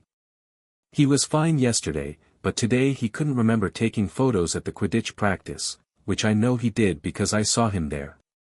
And when I mentioned it, he got this vacant look, then changed the subject completely." Luna leaned forward, suddenly alert. "Did his eyes change color briefly? Even for a second?" "Yes." Ginny looked startled. "How did you know?" "The entity leaves traces," Luna explained. "When it touches someone's mind, their eyes sometimes flash purple, the same color as Sebastian's markings." Harry felt a chill run down his spine. Colin wasn't one of Sebastian's group, though. "He's Muggle-born." "That's what worries me," Luna said quietly. "It's spreading beyond Sebastian's original circle." Ginny looked between them, her freckles standing out against her pale face. "What do we do?" "For now, we watch him," Harry decided. "And anyone else showing similar symptoms. If it gets worse, we'll go to McGonagall with concrete evidence." After Ginny left, Harry turned to Luna. "You didn't tell me about the eyes." She looked apologetic. "I wasn't certain until now. I've been seeing flashes of purple in different students all day, but it's so quick I thought I might be imagining it." Harry took her hand, rubbing his thumb across her knuckles. "No more keeping things from each other, okay? Whatever we face together." Luna smiled, squeezing his hand in return. "Together," she agreed. That night marked the beginning of a new routine. By day, they attended classes, secretly monitoring affected students and gathering information. By evening, they trained the DA in mental defense techniques and advanced combat spells.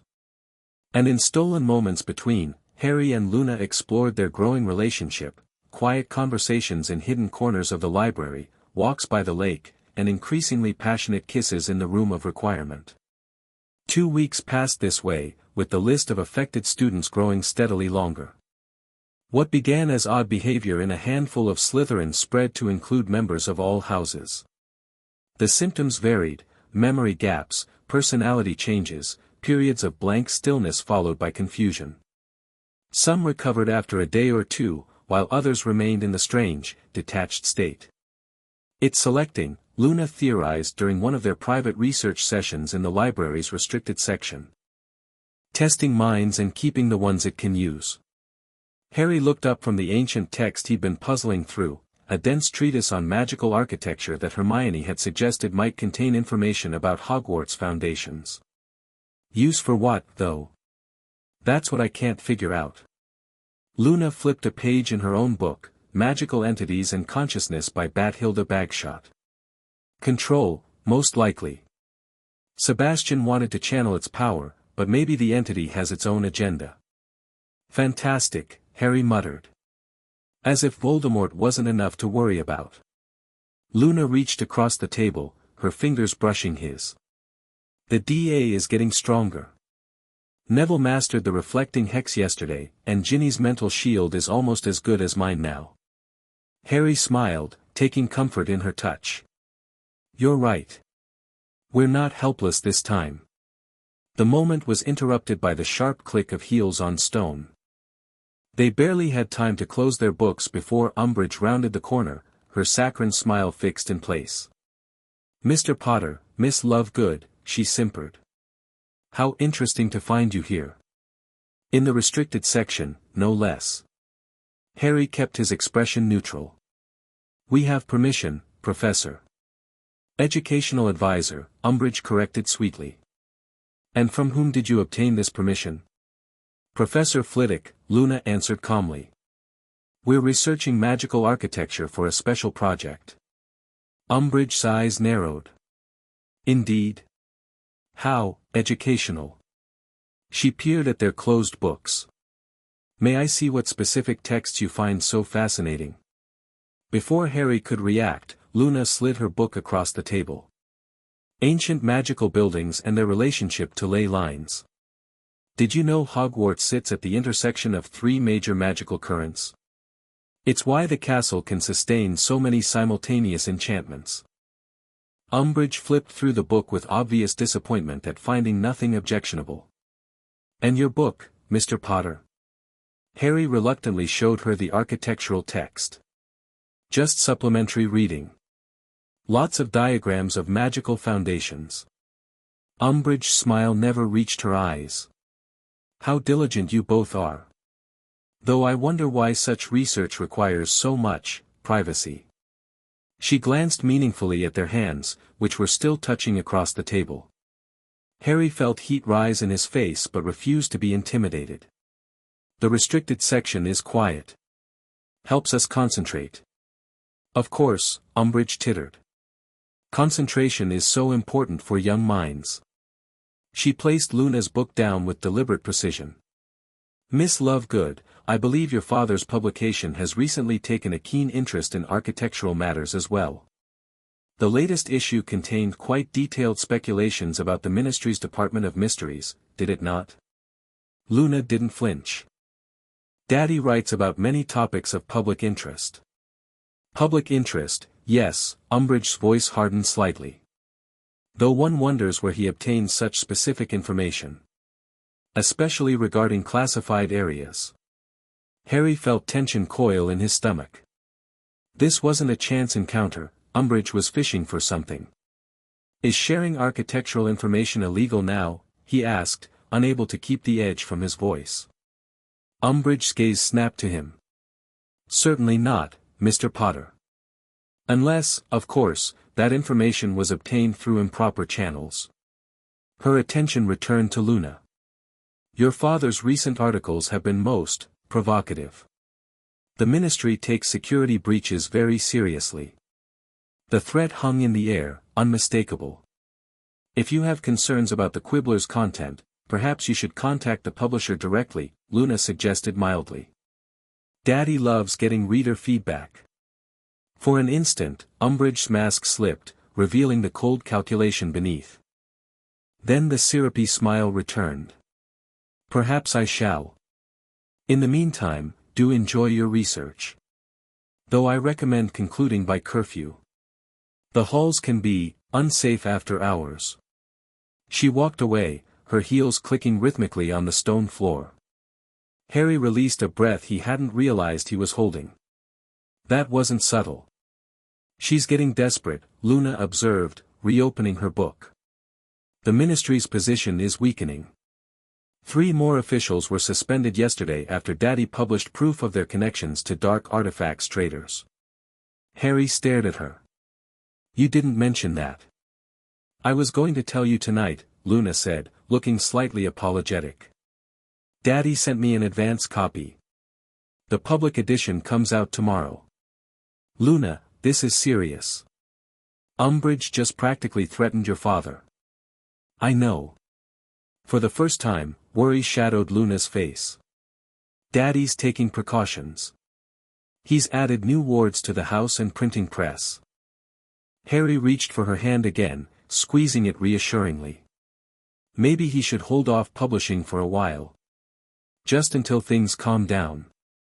Luna shook her head firmly. "He won't. The truth is more important than safety, he always says.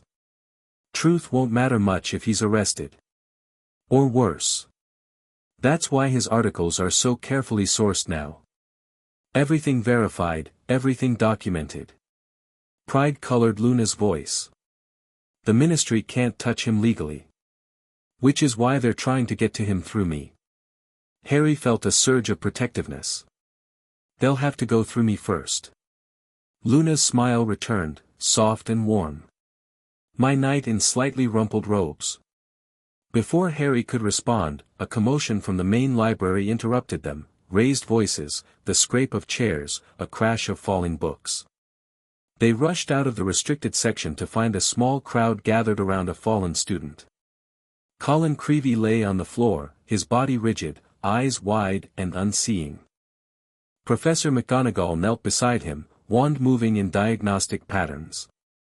Everyone back to your common rooms, she ordered sharply. Prefects, ensure all students are accounted for. Harry pushed through the dispersing crowd.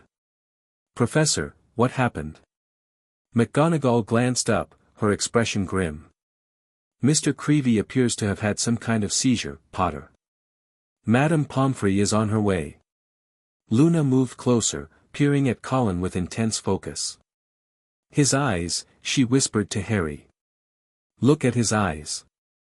Colin's pupils had expanded until almost no iris was visible, and what remained had a distinct purple tinge. Professor, Harry said urgently, this isn't a normal seizure. It's connected to what happened with Sebastian Selwin. McGonagall's lips thinned. Not here, Potter. She looked up as Madame Pomfrey hurried in. Poppy, let's move Mr. Creevey to the hospital wing immediately. Potter, Lovegood, my office in 20 minutes. As Colin was levitated onto a stretcher, Harry noticed something disturbing, faint lines beneath the skin of his neck, similar to the markings that had covered Sebastian's arm, though much fainter. It's spreading, Luna murmured, having seen the same thing. And it's getting stronger. 20 minutes later, they sat in McGonagall's office, explaining everything they'd observed over the past 2 weeks, the growing list of affected students, the symptoms they'd documented, the research they'd been conducting. We think the entity is establishing a network, Luna concluded. Using students as connection points throughout the castle. McGonagall listened without interruption, her expression growing more troubled with each detail. When they finished, she removed her glasses and pinched the bridge of her nose. I suspected something of the sort, she admitted. Several professors have reported unusual behavior in their students. Professor Snape has been analyzing Mr. Selwyn's condition at St. Mungo's, but they've made little progress understanding the nature of the markings. Professor, Harry leaned forward, we need to do something before more students are affected. The DA has been training in mental defenses, but it's not enough. The DA, McGonagall repeated with a hint of weariness. Yes, Professor Flitwick mentioned your supplementary defense lessons. While I appreciate your initiative, Potter, this situation requires more than student intervention. With all due respect, Professor, Luna said quietly, the adults didn't believe us about Sebastian either. Not until it was almost too late. A flash of something, regret, perhaps, crossed McGonagall's face. A fair point, Miss Lovegood. Very well. Continue your research and training, but report any new developments to me immediately. And stay away from affected students, particularly those showing physical symptoms like Mr. Creevey. What about Umbridge? Harry asked. She's watching us, especially Luna. She threatened her father today. McGonagall's expression hardened. Dolores Umbridge has limited authority in this castle, despite her ministry title.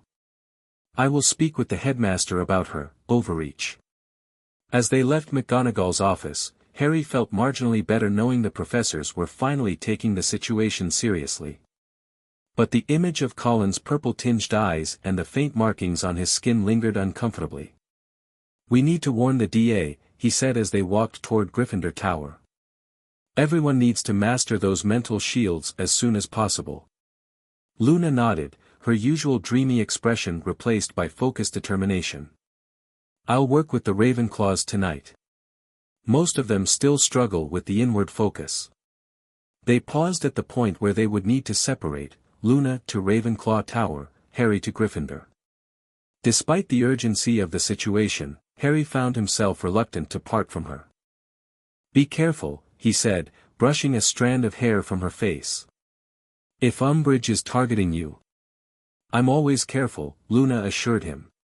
"Besides, the Nargles watch over me. They're excellent at creating distractions." Harry smiled despite his worry. "Just promise you'll use that mental shield if anyone strange approaches you. And the DA Galleon if you need help." "I promise." She stretched up to kiss him briefly. "Don't worry so much, Harry. Worry attracts Raxperts." As she skipped away, Harry couldn't help thinking that a few Raxperts were the least of their concerns right now. The next morning, the Quibbler arrived with the promised exposé on ministry officials. The Great Hall buzzed with conversation as students read copies that had somehow evaded Umbridge's literature ban. The article named names, provided documented evidence, and included photographs of illegal transactions. "Your dad doesn't hold back, does he?" Ron commented, reading over Hermione's shoulder. "Truth doesn't benefit from timidity," Luna replied serenely from her now usual seat beside Harry at the Gryffindor table. The glares and whispers their relationship had initially provoked had mostly subsided, replaced by acceptance or indifference. Harry scanned the staff table, noting Umbridge's absence with concern. "Where's our beloved educational advisor this morning?" "Emergency call to the ministry," Luna said, buttering her toast. "She left at dawn. Quite upset about something." Harry raised an eyebrow. "How do you know that?" "The house elves hear everything," Luna shrugged. "Dobby told me when he brought my shoes back. They'd been hidden in the astronomy tower this time." Harry's jaw tightened. Despite their relationship becoming public knowledge, some students still bullied Luna when he wasn't around. "Who took them?" "It doesn't matter," Luna said dismissively. "What matters is that Umbridge is meeting with the minister today. About Hogwarts security." Hermione looked up sharply. "How reliable is that information?" "Quite reliable. Dobby was cleaning Umbridge's office when she received the summons." Luna lowered her voice. "He said she was most pleased and packed a file labeled Hogwarts infractions." Harry exchanged a worried look with Hermione. "That can't be good." "We should warn McGonagall," Hermione suggested. "Already have," Luna said, surprising them. "Sent her a note before breakfast." Ron shook his head in amazement. "You know, I used to think you were a bit odd, Luna, but you're actually scary brilliant sometimes." Luna beamed at him. "What a lovely compliment, Ronald. The Nargles were right about you having a good heart under all that bluster." Ron's ears turned pink as Hermione stifled a laugh. Their amusement was short-lived. That afternoon, Colin Creevey wasn't the only student in the hospital wing.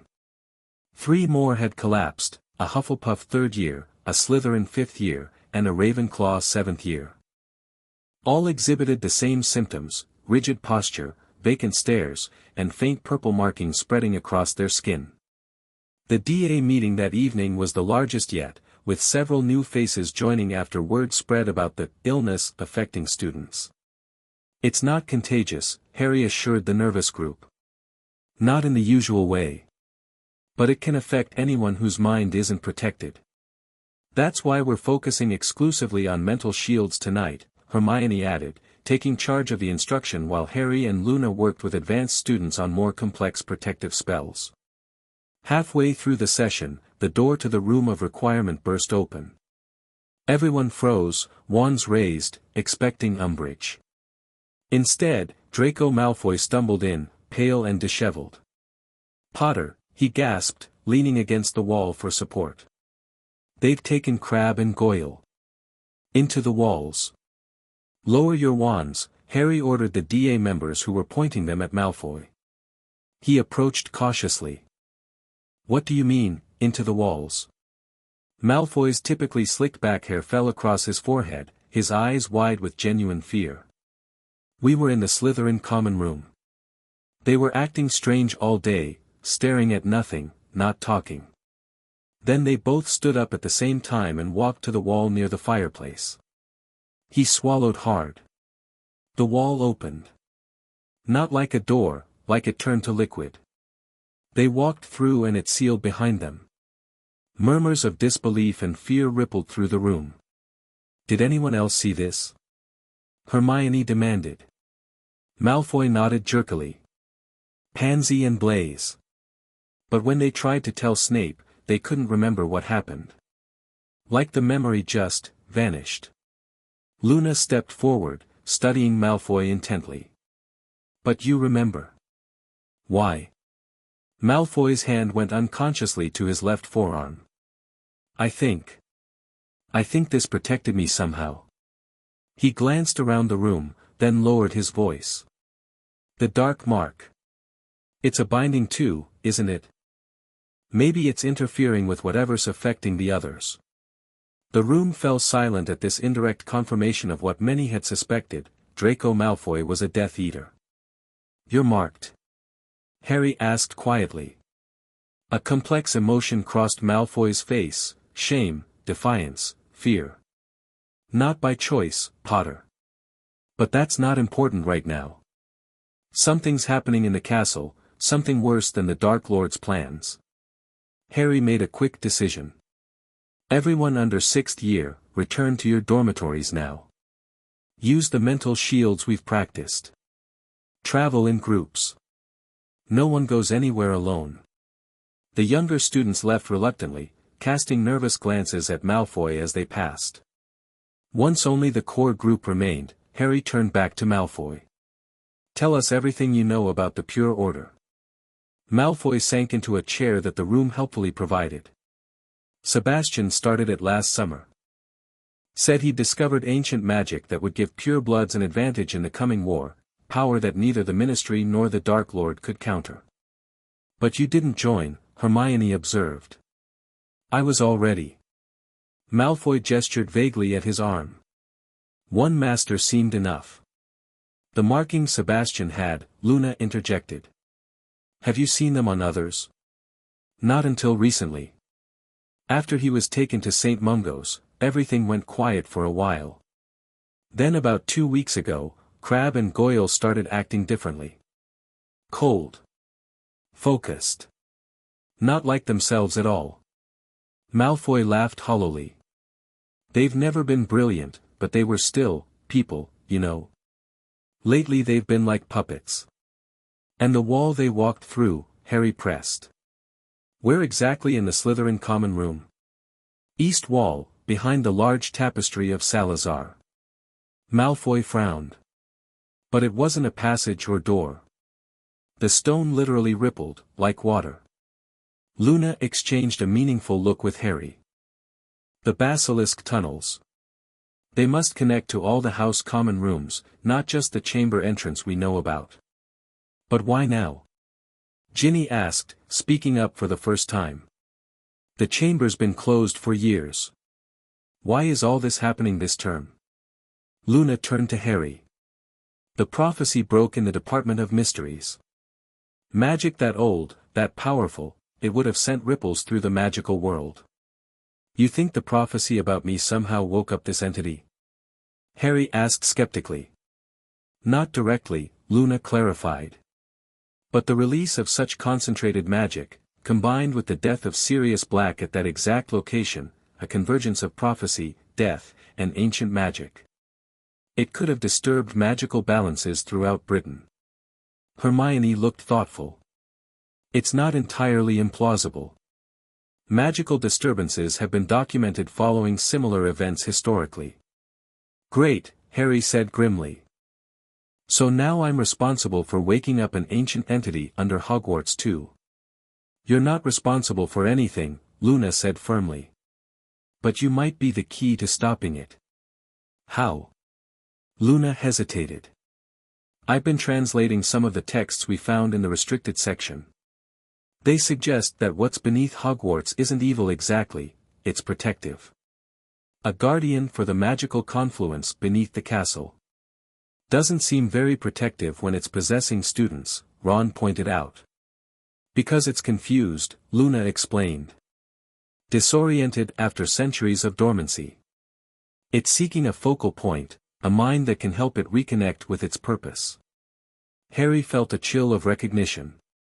Like Voldemort sought a physical body. Luna nodded soberly. Sebastian tried to force a connection, to control it. That's why it rejected him so violently. It doesn't want to be controlled, it wants to be guided. And you think I should try to guide it? Harry asked incredulously. After what happened to Sebastian? Not exactly, Luna said. But I think we need to find where the affected students are being taken. The entity is gathering them for a reason. Draco Malfoy, who had been listening silently, suddenly stood. I know how to find out. All eyes turned to him. The Slytherin prefect bathroom has a painting of a serpent that speaks Parseltongue. Only those who understand it can use the special features. Harry frowned. I thought I was the only Parselmouth at Hogwarts. You were, Draco confirmed grimly. Until last week when Blaise Zabini suddenly started speaking it in his sleep. The day before he joined the Pure Order. The implications settled heavily on the room. If the entity could transfer abilities like Parseltongue to its chosen vessels, what else might it be capable of? We need to access that bathroom, Harry decided. Tonight. I can get you in, Malfoy offered, looking like he already regretted it. Why help us? Hermione asked suspiciously. After everything? Malfoy met her gaze with unusual directness. Because whatever's happening here is affecting everyone, not just Muggleborns or blood traders. And because. He hesitated, then continued with obvious difficulty, because I'm tired of being on the wrong side of history. A heavy silence followed this admission. Okay, Harry finally said. We go tonight. Just a small group, me, Luna, Ron, Hermione, and Malfoy. And me, Ginny added firmly. I've experienced possession before. I might recognize signs you'd miss. Harry wanted to refuse, to keep Ginny safe, but her determined expression brooked no argument. Fine. 6 of us then. 7, Neville spoke up unexpectedly. I've been practicing those mental shields more than anyone. Luna says mine are almost as strong as hers now. Harry looked to Luna, who nodded confirmation. All right. 7. They spent the next hour preparing, reinforcing mental shields, reviewing defensive spells, and establishing emergency signals through their enchanted galleons. As the meeting wound down, Harry pulled Luna aside. I don't like you being in danger again, he admitted quietly. Luna touched his cheek gently. I've been in danger since the day I met you, Harry Potter. I decided long ago it was worth it. The simple declaration made Harry's chest tighten with emotion. On impulse, he drew her into a tight embrace, burying his face in her hair. I couldn't bear it if something happened to you. Nothing will happen, she whispered against his neck. We're strongest together, remember? Later that night, the 7 students gathered near the Slytherin dungeons, hidden under disillusionment charms that Hermione had cast with impressive precision. Malfoy led them down a narrow corridor Harry had never noticed before, stopping before an ornate door carved with serpentine patterns. Prefect's bathroom, Malfoy murmured. Password changes weekly, but the snake recognizes Parseltongue regardless. Harry stepped forward, studying the carved serpent that formed the door's handle. Open, he hissed in Parseltongue. The snake writhed beneath his hand, its emerald eyes gleaming momentarily before the door swung inward. The bathroom beyond was similar to the prefect's bathroom Harry had used during the Triwizard Tournament, though decorated in Slytherin silver and green instead of gold and white. The painting is there, Malfoy pointed to a large frame above the swimming pool-sized tub. It contained a realistic serpent coiled around a pillar, its scales shifting subtly in the torchlight. Harry approached, conscious of the others spreading out behind him, wands at the ready. Reveal your secrets, he commanded the painted snake. The serpent uncoiled, raising its head to regard Harry with painted yet somehow sentient eyes. "Speaker," it hissed. "What do you seek in the depths? The pathways beneath. Where do they lead?" The snake's tongue flickered out. "Many paths, many destinations. The chamber is but one node in the network." "Show me the network," Harry demanded. The snake seemed to consider this. "A map requires payment." "Blood of a speaker." Harry hesitated, glancing back at the others. Luna nodded encouragingly, while Ron looked distinctly uneasy. "What's it saying?" Hermione whispered. "It wants blood to show us the network of tunnels," Harry explained. "Classic dark magic requirement," Malfoy muttered. "Typical Slytherin security." Harry turned back to the snake. "Just a drop. A single drop freely given grants temporary passage. More grants more." Decision made, Harry conjured a small pin and pricked his finger. A single drop of blood welled up, which he pressed to the frame of the painting. The effect was immediate and startling. The painting rippled like water, the serpent dissolving into swirls of color that reformed into a complex three-dimensional map floating above the surface. Glowing lines traced pathways throughout Hogwarts, some familiar, most completely unknown to Harry. Certain points glowed more brightly, including one pulsing light far below the known levels of the dungeons. "That must be where they're gathering," Luna said, pointing to the pulsing light. "A central chamber beneath the Chamber of Secrets itself." Harry studied the pathways leading to it. "There are entrances from every house common room, plus the Great Hall, the Room of Requirement, and—" He frowned, "Dumbledore's office?" "The entity predates the headmasters," Luna reminded him. "It would want access to whoever leads the school." "But how do we get down there?" Ron asked practically. "These passages don't look like normal corridors." "They're not," Malfoy confirmed. "Remember the liquid wall Crabbe and Goyle walked through? I think the tunnels only solidify for those the entity has chosen. Or those who speak Parseltongue," Ginny suggested. "The basilisk could move through them, after all." Harry continued examining the map, noting a pathway that led from this very bathroom down to the central chamber. "We could try this route. It's direct, and if it requires Parseltongue, I can open it." Before anyone could respond, the bathroom door crashed open. They whirled around to find Umbridge standing in the doorway, flanked by Filch and a nervous-looking Percy Weasley. "Well, well," Umbridge simpered, her wide mouth stretched in a triumphant smile. "Students out of bed, breaking into restricted areas, engaging in unauthorized magical activities." Her gaze landed on the floating map. "And accessing forbidden knowledge about the castle. How very, very serious." "Educational advisor," Hermione began formally. "We were just—" "Silence, Miss Granger," Umbridge snapped. "Your expertise at fabricating excuses is well documented, but it won't serve you tonight." She turned to Percy. "Mr. Weasley, note that we discovered students from multiple houses engaged in prohibited activities past curfew, including accessing restricted areas and performing unauthorized magic." Percy scribbled on a clipboard, avoiding eye contact with his siblings. As Senior Undersecretary to the Minister and Educational Advisor to Hogwarts, Umbridge continued with obvious relish, "I am hereby invoking Educational Decree No. 29, granting me emergency disciplinary powers in cases of serious security breaches." "There is no Educational Decree No. 29, Hermione protested. "There is as of this morning," Umbridge smiled sweetly. "Signed by the Minister himself in response to the growing security concerns at Hogwarts." "You can't just make up new rules whenever it's convenient," Harry said angrily.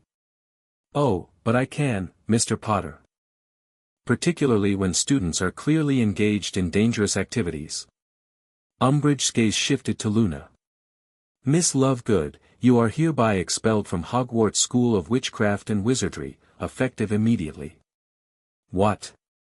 Harry exploded. "You can't expel her." "I assure you, I can." Educational Decree 29 grants me the authority to remove students deemed security threats without prior review by the headmaster. Umbridge's toad-like face practically glowed with satisfaction. Miss Lovegood's connections to subversive publications, her involvement in prohibited secret organizations, and now this clear violation of multiple school rules makes her case quite straightforward. Luna stood perfectly still, her expression composed despite the bombshell. On what specific grounds am I being expelled, educational advisor? Unauthorized access to restricted areas, violation of curfew, participation in prohibited activities, suspected communication of sensitive information to outside parties, and, Umbridge's smile widened, possession of banned literature. She reached into her pink handbag and withdrew a copy of the Quibbler. Found in your dormitory during a routine inspection. Along with these. She produced a stack of letters. Correspondence with your father detailing confidential information about Hogwarts security measures. Harry stared at the letters in disbelief. Those are fake. Luna would never, they're quite real, Mr. Potter. Miss Lovegood's signature has been verified by magical means. Umbridge turned to Percy. Mr. Weasley, please escort Miss Lovegood to my office while I deal with these other students. Her belongings are being packed as we speak, and arrangements have been made for her departure tonight. Percy stepped forward hesitantly. Come with me, please, Miss Lovegood. Luna finally showed emotion, a flash of confusion and hurt quickly masked. She looked at Harry, communicating silently, this isn't right. Something's wrong. Wait, Harry protested, stepping toward Luna. You can't separate us. We have the right to, stupefy. Filch had been standing quietly in the background, but now raised a wand, since when did Filch use magic, and cast a stunning spell directly at Harry. Harry barely had time to register surprise before the red light struck him squarely in the chest. As darkness closed in, the last thing he saw was Luna being dragged from the room, her silver eyes wide with alarm, her mouth forming his name. When Harry regained consciousness, he found himself in the hospital wing, Ron and Hermione anxiously hovering beside his bed. Thank goodness, Hermione breathed as his eyes fluttered open. We were getting worried. Harry sat up groggily, memories flooding back. Luna. Where's Luna? Ron and Hermione exchanged grim looks. She's gone, mate, Ron said quietly. Umbridge had her escorted from the castle last night. That's impossible, Harry protested, throwing off the covers. Dumbledore wouldn't allow it. Dumbledore isn't here, Hermione reminded him. And with this new educational decree, Umbridge has the authority to expel students without his approval. But those letters were fake. Harry insisted, searching for his glasses on the bedside table. Luna would never leak information about Hogwarts. We know that, Hermione soothed, handing him his glasses. But the magical signature on them was somehow authentic. McGonagall tried to intervene, but without Dumbledore. How did Filch stun me? Harry demanded, the memory suddenly surfacing. He's a squib. Ron's expression darkened. Wasn't Filch? Not really. His eyes had that purple tinge after he cast the spell. Then he collapsed, couldn't remember anything that happened. Cold realization dawned. The entity. It's working with Umbridge. We don't think so, Hermione said. At least, not directly. But it seems to be opportunistically using people in moments of heightened emotion or confusion. Harry swung his legs over the side of the bed, ignoring the lingering dizziness. We need to find Luna. Now. Harry, she's not at Hogwarts anymore, Hermione said gently. Then where is she? Harry demanded. Her home. St. Mungo's. The Ministry. Ron looked uncomfortable. That's just it, we don't know. McGonagall tried to arrange for her to return to her father, but apparently the Ministry intercepted her. Something about questioning related to leaked classified information. Harry felt as though he'd been punched in the stomach. They've arrested her. She's 16. Not arrested exactly, Hermione clarified. But she's being detained for questioning. McGonagall's furious, she's gone to London herself to sort it out. Harry stood, fighting off a wave of nausea. I'm going too. You can't leave Hogwarts, Hermione protested. Especially not now. Umbridge is looking for any excuse to expel you too. I don't care, Harry snarled. Luna's in danger because of me. Because we were investigating together. She's in danger because of what she knows, a new voice interjected. They turned to find Draco Malfoy slipping into the hospital wing, looking even paler than usual. What are you talking about, Malfoy? Ron demanded. The entity, Draco explained in a low voice, checking to ensure Madame Pomfrey wasn't within earshot. It wanted Luna specifically. The letters, the expulsion, it was all a setup to get her out of Hogwarts. But why? Hermione asked. What makes Luna so special to it? Her ability to see magical traces, Harry realized with dawning horror. And her knowledge of how to interact with the entity through the castle's defenses. He turned to Draco. How do you know all this? Malfoy hesitated. After you were stunned, things happened fast. Weasley and Granger were escorted back to Gryffindor Tower. I pretended to cooperate with Umbridge and was sent to Slytherin. But I doubled back under a disillusionment charm. He looked distinctly uncomfortable at admitting to spying. I overheard Umbridge talking to someone in her office after Luna was brought there. Except. Umbridge's eyes had that purple glow. The entity was controlling her, Hermione gasped. Not controlling exactly, Malfoy corrected. More like, influencing. Suggesting things that aligned with what she already wanted to do. What did you hear? Harry pressed. Something about the Lovegood girl being the key and bringing her to the nexus point. Then something about her father being taken care of to prevent interference. Malfoy's voice dropped even lower. I think they're planning to use Luna as some kind of conduit, like Sebastian tried to be. Harry felt sick. Her father. We need to warn him. Already tried, Ron said grimly. Dad contacted him through order channels. His house was attacked last night, completely destroyed. But Xenophilius wasn't there. He's gone into hiding. Harry's mind raced, connecting pieces. The nexus point. That's what the entity called the central chamber in the map. He turned to Hermione. How quickly can we get the DA ready? Hermione looked startled. Ready for what? To enter the chamber.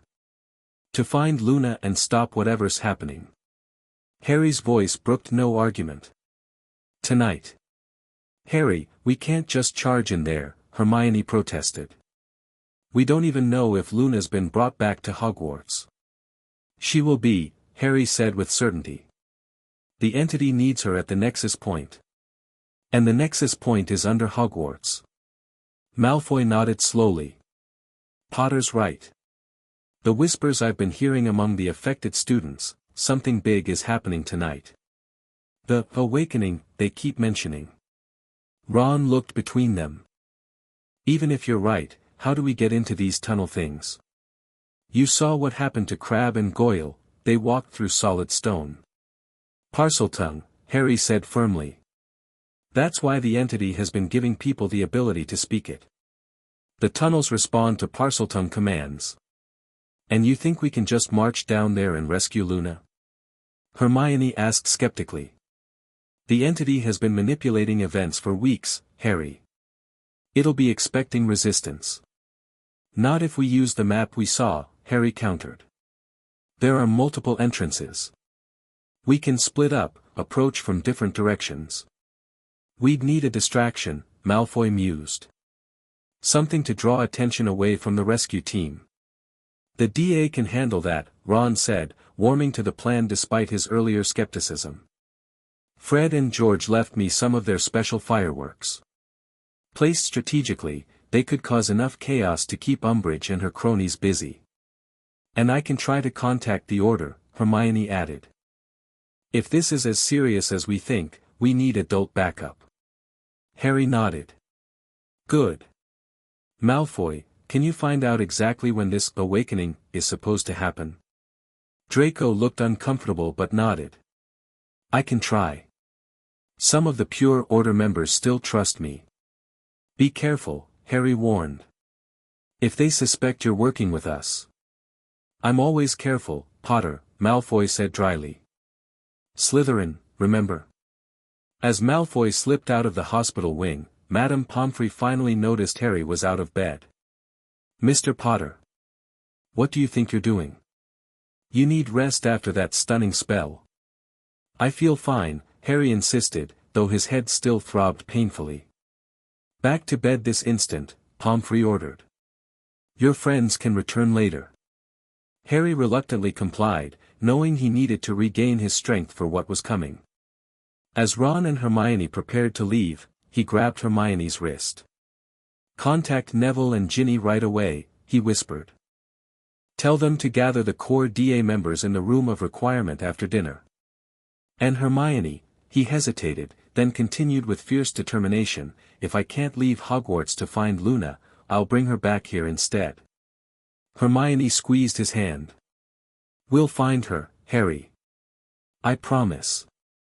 As his friends left, Harry lay back against the pillows, his mind racing with plans and fears. Luna was out there somewhere, possibly being prepared as a vessel for an ancient magical entity. The thought of her in danger, alone without his protection, made his chest ache with a physical pain. Hold on, Luna, he whispered to the empty room. I'm coming for you. The day crawled by with agonizing slowness. Madame Pomfrey finally released Harry in the late afternoon, after multiple assurances that he was fully recovered from the stunning spell. He immediately headed for the room of requirement, where he found Hermione and Ron already planning with Neville and Ginny. Any word from Malfoy? He asked without preamble. Neville nodded grimly. He sent a message through a charmed paper bird. The awakening is scheduled for midnight tonight. In the chamber. And Luna? Harry pressed. No confirmation yet, Ginny said, her expression sympathetic. But Malfoy overheard something about a special guest being prepared for the ceremony. Harry's hands clenched involuntarily. That has to be her. Have we figured out how to access the tunnels? Hermione gestured to a large parchment spread across a table, a rough recreation of the map they'd seen in the Slytherin bathroom. Based on what we remember, these are the main entry points. The most direct route to the Nexus would be from the second-floor bathroom, the known entrance to the chamber. That'll be heavily guarded, Harry said, studying the map. What about here?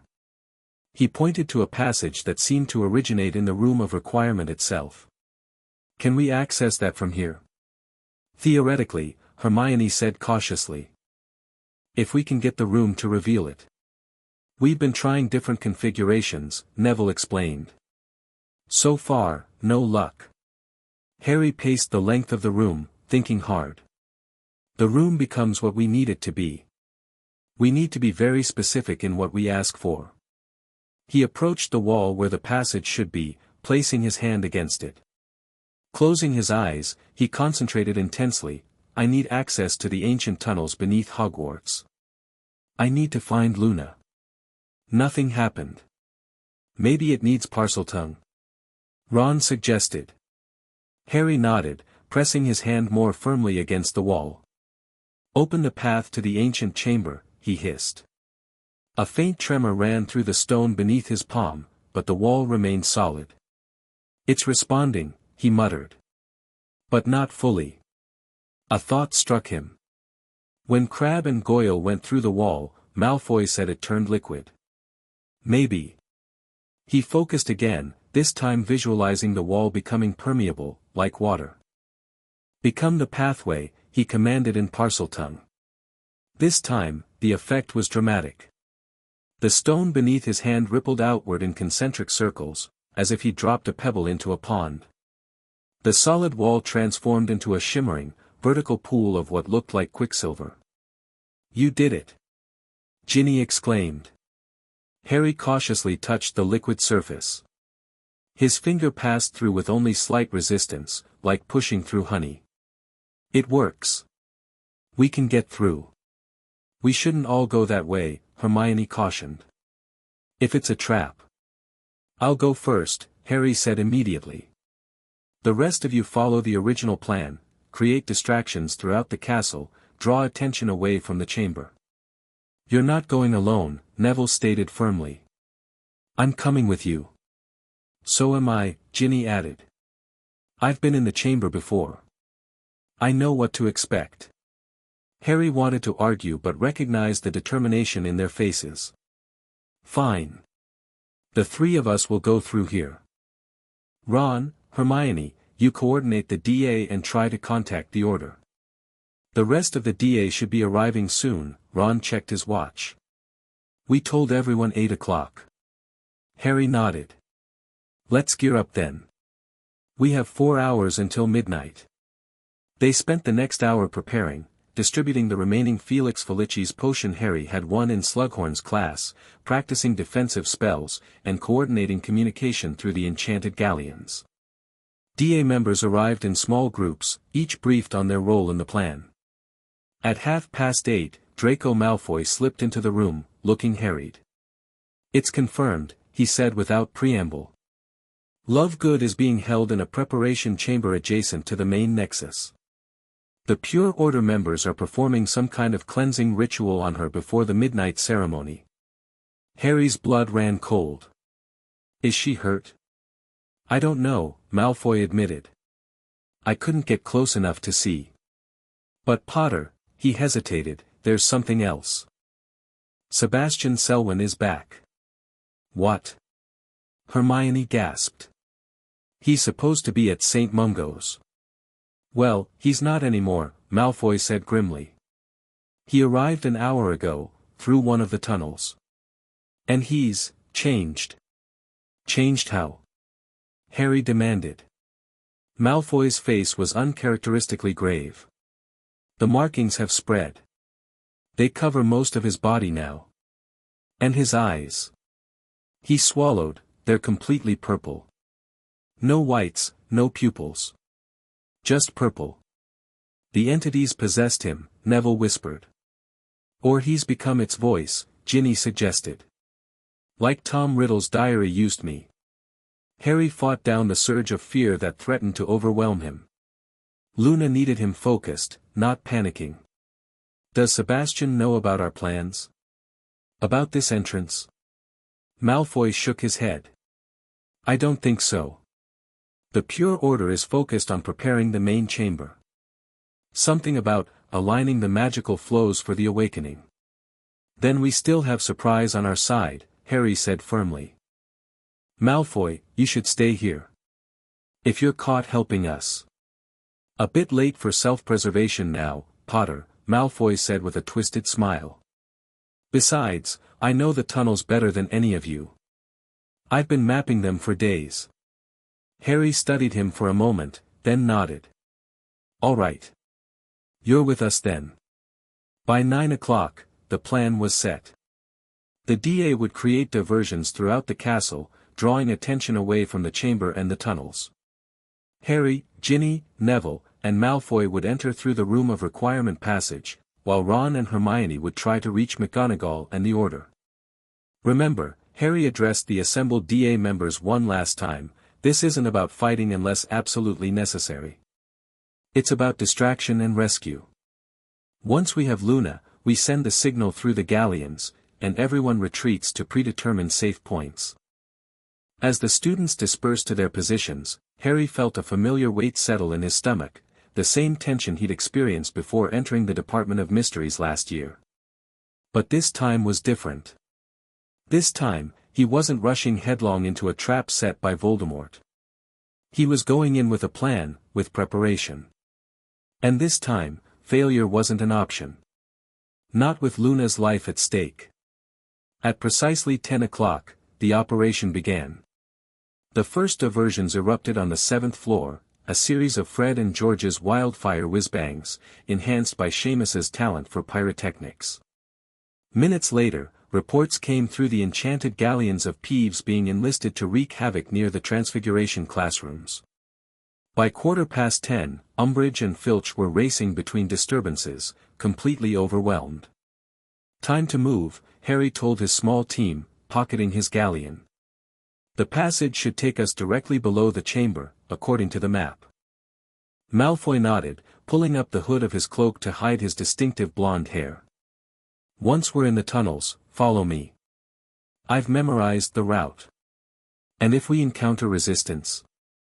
Neville asked, gripping his wand tightly. "Non-lethal takedowns only," Harry instructed. "Most of the students involved are being influenced, not acting of their own free will." "And Sebastian?" Ginny asked quietly. Harry's expression hardened. "That depends on what he's done to Luna." With final nods of determination, they approached the shimmering liquid wall. Harry went first, stepping firmly into the silvery surface. There was a moment of cold resistance, like pushing through ice-cold syrup, then he emerged into a dark, narrow tunnel with smooth, almost polished walls. The others followed close behind, Malfoy bringing up the rear. "Lumos," Harry whispered, the tip of his wand illuminating their surroundings. The tunnel was unlike anything he'd seen at Hogwarts before. Rather than rough-hewn stone or brick, the walls appeared to be made of a single continuous material, something like black marble but with faint, swirling patterns that shifted as the light moved across them. "These tunnels are alive," Ginny whispered, touching a wall cautiously. "They're warm. They're extensions of the entity," Malfoy explained in a low voice. "Physical manifestations of its consciousness spreading throughout the castle." "Which way?" Harry asked, noting that the tunnel branched ahead. Malfoy stepped forward, consulting what appeared to be a small, glowing orb in his palm. "Left here, then 2 rights. That should bring us to the antechamber where they're holding Lovegood." They moved silently through the tunnels, every sense alert for signs of danger. The passages twisted and turned, occasionally branching or merging with others. Despite the complexity, Malfoy navigated with surprising confidence. After about 15 minutes of careful progress, they heard voices ahead, a low chanting in a language Harry didn't recognize. "We're close," Malfoy whispered. "The preparation chamber is just around this bend." Harry motioned for them to extinguish their wands. In the sudden darkness, the patterns in the walls became more visible, pulsing with faint purple light that provided just enough illumination to see by. They crept forward, pressing close to the wall. The chanting grew louder, accompanied now by a soft, rhythmic sound like drumming. As they reached the bend in the tunnel, Harry carefully peered around it. The passage opened into a circular chamber about the size of their defense against the dark arts classroom. In the center stood a raised stone dais, upon which Luna lay motionless, arms outstretched, wrists and ankles bound by what appeared to be the same living black material as the walls. Around her, 7 robed figures moved in slow circles, their hoods obscuring their faces as they continued the eerie chanting. Harry felt rage boil up inside him at the sight of Luna restrained and helpless, but Neville gripped his arm tightly, a silent reminder to stick to the plan. "We need to create a distraction," Ginny breathed, barely audible. "Draw them away from her." Malfoy reached into his pocket and withdrew what looked like a small silver ball. "Defensive charm my mother taught me," he murmured. "Creates an illusion of an intruder. Won't last long, but should pull their attention away from the dais." Harry nodded approval. Malfoy whispered something to the silver ball, then rolled it carefully into the chamber, aiming for the far side. It moved silently across the floor, unnoticed by the chanting figures.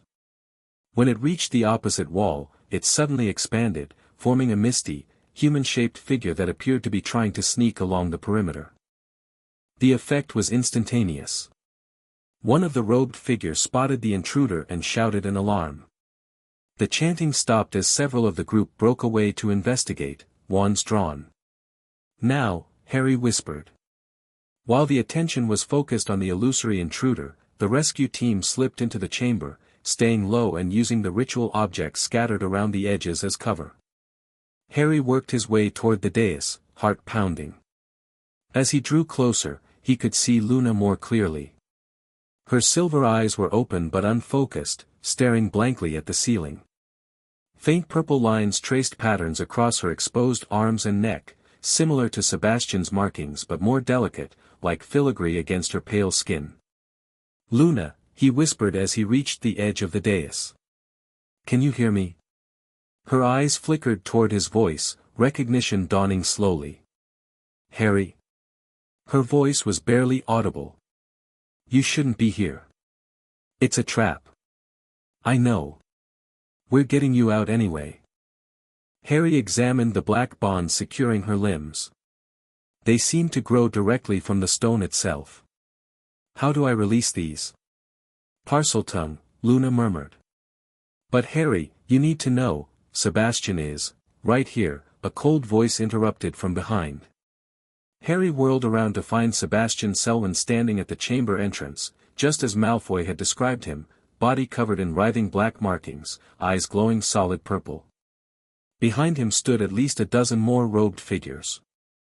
"Potter," Sebastian said, his voice layered with multiple tones speaking in unison. "How predictable. We knew you would come for her." Harry raised his wand, placing himself between Sebastian and Luna. Around the chamber, Neville, Ginny, and Malfoy emerged from hiding, forming a protective circle around the dais. "Let her go," Harry demanded. "Whatever you're planning, it won't work." Sebastian laughed, a chilling sound that echoed strangely in the chamber.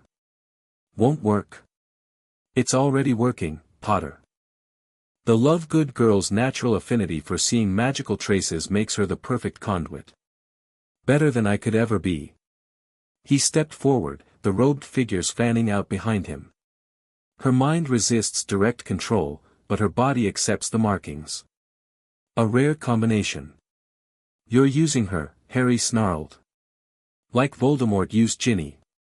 Sebastian's head tilted, an unervingly inhuman gesture. "Voldemort seeks domination through destruction. We seek ascension through harmony. The entity beneath Hogwarts has waited centuries for a worthy vessel, a mind that can interpret its consciousness for the modern world. By mind-controlling students? By kidnapping Luna?"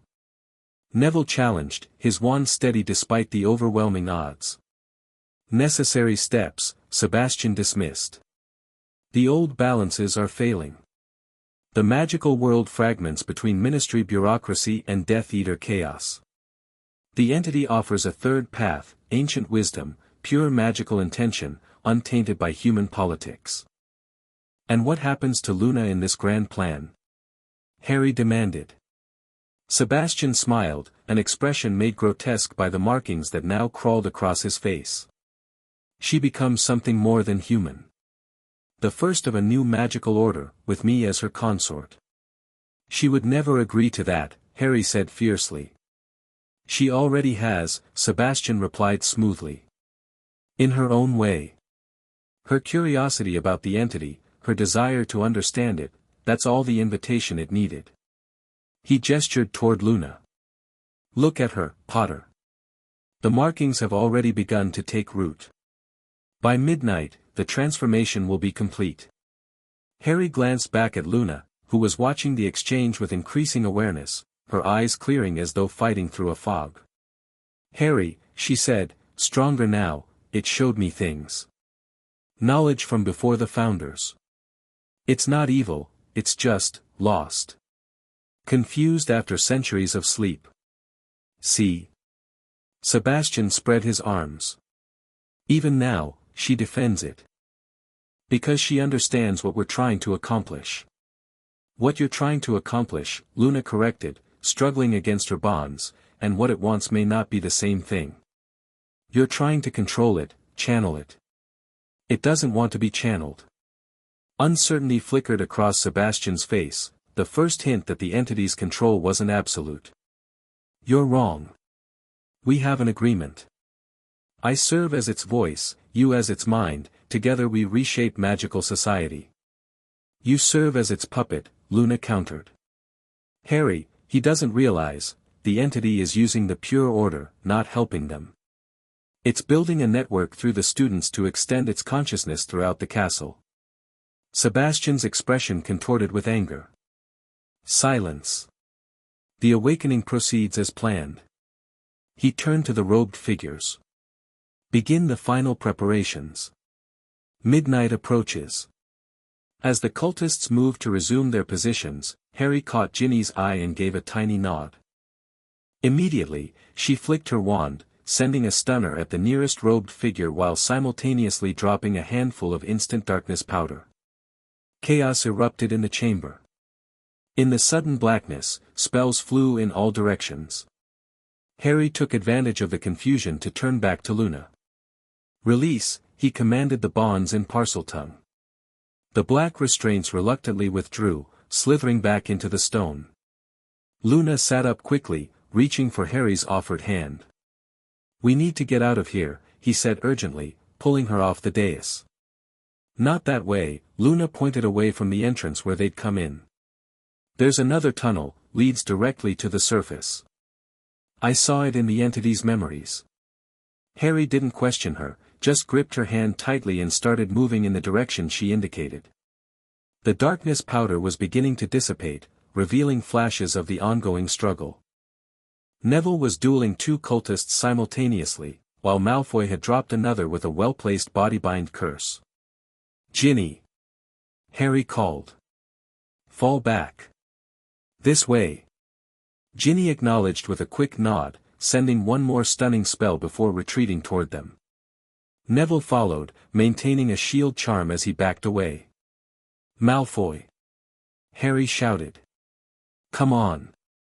But Draco Malfoy was engaged in direct combat with Sebastian, their wands ablur as spells collided in bursts of color and sound. Go! Malfoy yelled without looking away from his opponent. I'll hold them off. Harry hesitated, reluctant to leave him behind. Harry, we have to go, Luna tugged his arm. Sebastian's drawing power from the chamber itself. The longer we stay, the stronger he gets. With a final glance at Malfoy, Harry made the difficult decision to retreat.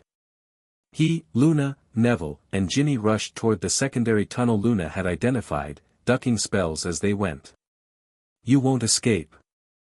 Sebastian's multi-layered voice boomed behind them. The awakening comes whether you flee or not. They reached the tunnel entrance, a small arch that pulsed with the same purple light as the walls. Luna placed her hand against it, closing her eyes briefly. It will let us pass, she said. It recognizes me now. Why would it help us escape? Ginny asked suspiciously. Because it's curious, Luna replied, as though that explained everything. It wants to see what we'll do. The archway rippled like the entrance they'd used from the room of requirement. Luna stepped through without hesitation, pulling Harry with her. Neville and Ginny followed closely. This new tunnel was steeper, ascending at a sharp angle.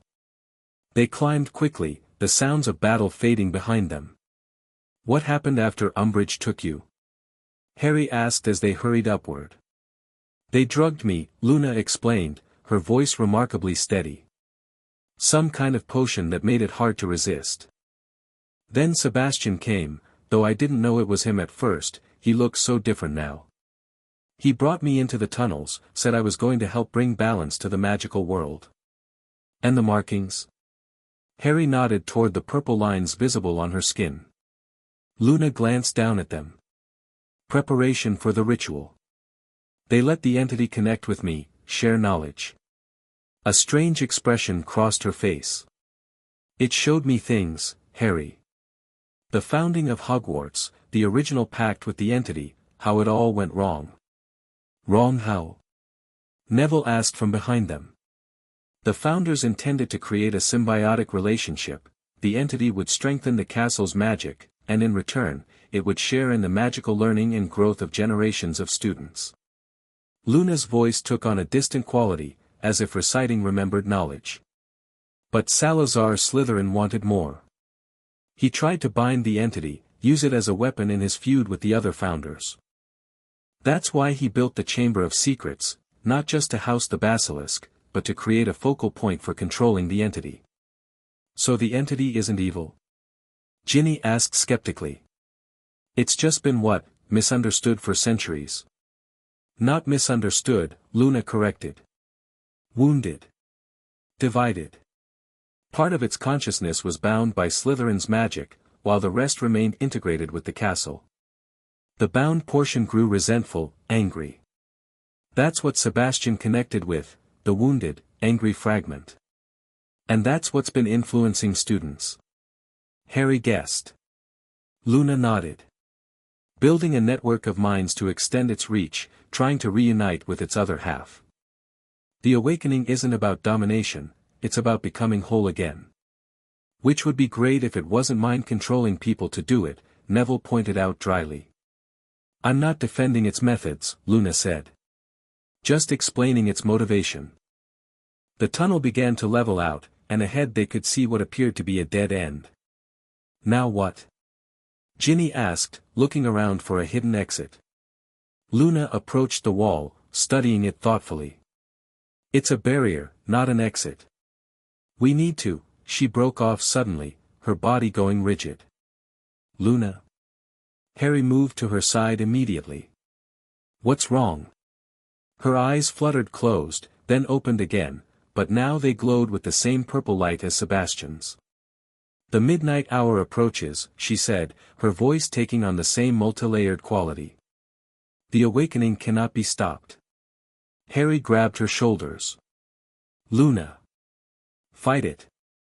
For a moment, the purple glow intensified. Then Luna gasped, her eyes returning to their normal silver. It's trying to pull me back, she panted. The connection is stronger than I thought. How do we break it? Harry demanded, panic rising in his chest. We don't, Luna said grimly. Not yet. First, we need to get through this barrier. She placed her hands against the wall. Help me. All of you. Place your hands beside mine. Though clearly confused, Neville and Ginny complied, pressing their palms against the smooth black surface. Now focus, Luna instructed. Think about why you want to pass. Your intention matters more than words here. Harry concentrated on his desperate need to get Luna to safety, to protect her from Sebastian and the entity. Beside him, he could feel Neville and Ginny doing the same, their magic mingling with his. Under their combined touch, the wall began to soften, becoming translucent. Through it, Harry could make out familiar surroundings. The astronomy tower, he realized. The tunnel leads to the astronomy tower. With a final push of combined will, the barrier dissolved completely, revealing the tower's circular observation platform. They stepped through cautiously, wands ready. The night air was cool against their faces after the close confines of the tunnels. Stars glittered overhead in a clear sky, and the waxing moon cast enough light to see by. Did anyone follow us? Neville asked, peering back at the wall they'd emerged from, which now appeared solid again. I don't think so, Ginny replied, checking the stairs. But we should keep moving. It's almost 11:30. 30 minutes until whatever this awakening is supposed to be. Harry turned to Luna, properly looking at her for the first time since the rescue. Her blonde hair was tangled, her robes torn in places. The purple markings traced delicate patterns up her neck and across her cheekbones, faintly luminous in the moonlight. But it was the exhaustion in her eyes that concerned him most. Are you all right? He asked softly, brushing his fingers over her cheek. She leaned into his touch. I will be. But Harry, we haven't stopped anything. We've just delayed it. The entity will try to find another conduit if it can't have me. Then we need to warn McGonagall, get everyone we can out of the castle before midnight. Harry reached for the enchanted galleon in his pocket. Luna caught his wrist. It won't work. Not like that. She looked toward the center of the castle, her expression troubled. The only way to stop the awakening is to help the entity reunite properly, under controlled conditions, with willing participants. And how exactly do we do that? Ginny asked. Luna took a deep breath.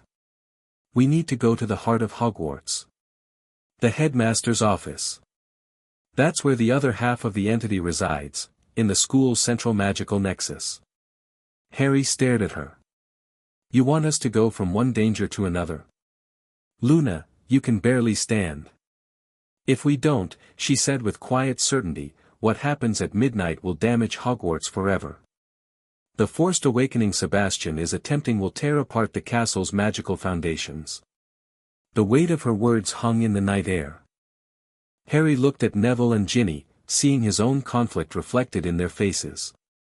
How can we trust this information? Neville asked carefully. If it came from the entity while it was connected to you. I understand your doubt, Luna acknowledged. But I've seen the truth in its memories.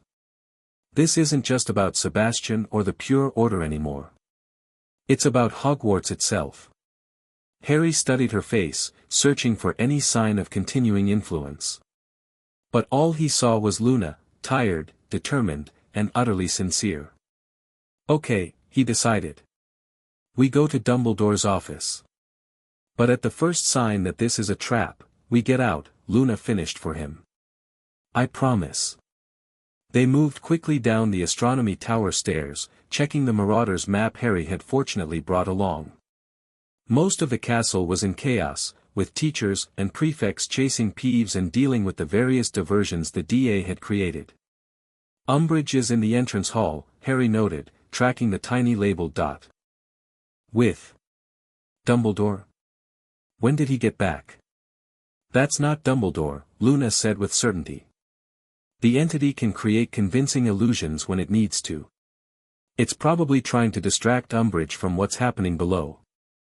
They navigated carefully through the less-used corridors, avoiding the areas of greatest activity.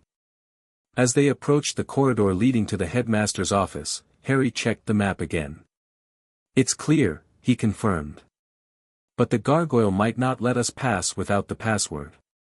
It will recognize me, Luna said. The entity's influence extends to the castle's guardians now. Sure enough, when they reached the stone gargoyle, it moved aside without a word as Luna approached, revealing the spiral staircase behind it. That's not concerning at all, Ginny muttered as they began to climb. The headmaster's office was empty when they entered, the portraits of former headmasters and headmistresses slumbering in their frames. Or pretending to, Harry noticed several watching through barely opened eyes. Now what? He asked Luna, who was moving to the center of the room, beneath the domed ceiling. We need to create a connection point, she explained, examining the floor. A controlled pathway for the entity to reunite its divided consciousness. And how do we do that? Neville asked skeptically. Luna knelt, placing her palms flat on the stone floor. With intention. The same way we opened the barrier. She looked up at them. I need your help again. All of you. Harry joined her without hesitation, kneeling opposite her. After a moment's hesitation, Neville and Ginny did the same, forming a circle. Join hands, Luna instructed. And focus on healing, on making something broken whole again. Harry took Luna's hand in his right and Ginny's in his left, completing the circle. Luna's skin felt unnaturally warm, the purple markings pulsing gently against his palm. Now close your eyes and visualize the castle, not just the physical structure, but the magic that infuses it. The centuries of spells, the generations of young wizards and witches who've learned here. Harry tried to follow her instructions, picturing Hogwarts as more than stone and wood, seeing it as a living, magical entity shaped by the thousands of minds that had passed through its halls. To his surprise, he began to feel something, a gentle hum of energy beneath his knees, a resonance that seemed to respond to his thoughts. It's working, Luna whispered. Can you feel it? The hum grew stronger, vibrating up through the floor into their joined hands. Harry opened his eyes to see faint lines of light spreading outward from their circle, tracing patterns across the office floor. What exactly are we doing? Ginny asked, her voice tight with concentration. Creating a beacon, Luna explained. Calling to the divided consciousness, offering a safe path for reunion. The lines of light continued to expand, climbing the walls now, connecting the portraits whose occupants were suddenly wide awake and watching with intense interest. Miss Lovegood, the portrait of Armando Dipet spoke, "You understand what you're attempting is extraordinarily dangerous."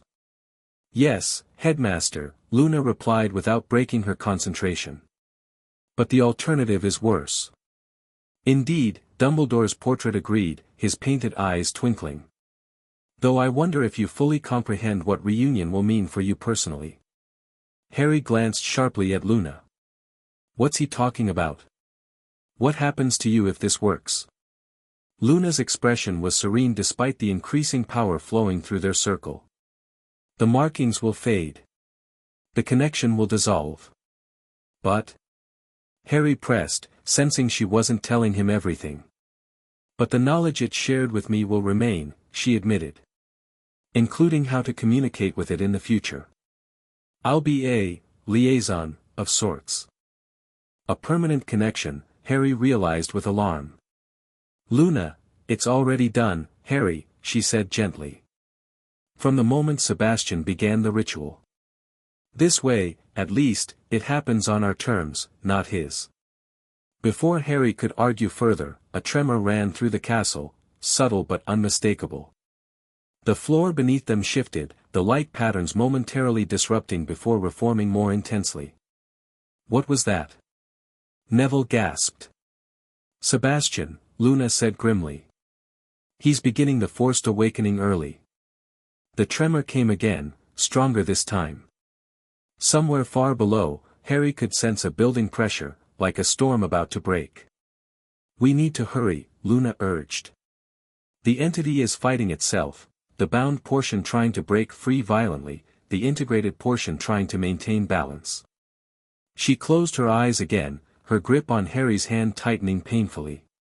The purple markings on her skin flared brightly, spreading further across her face and down her other arm. "Luna!"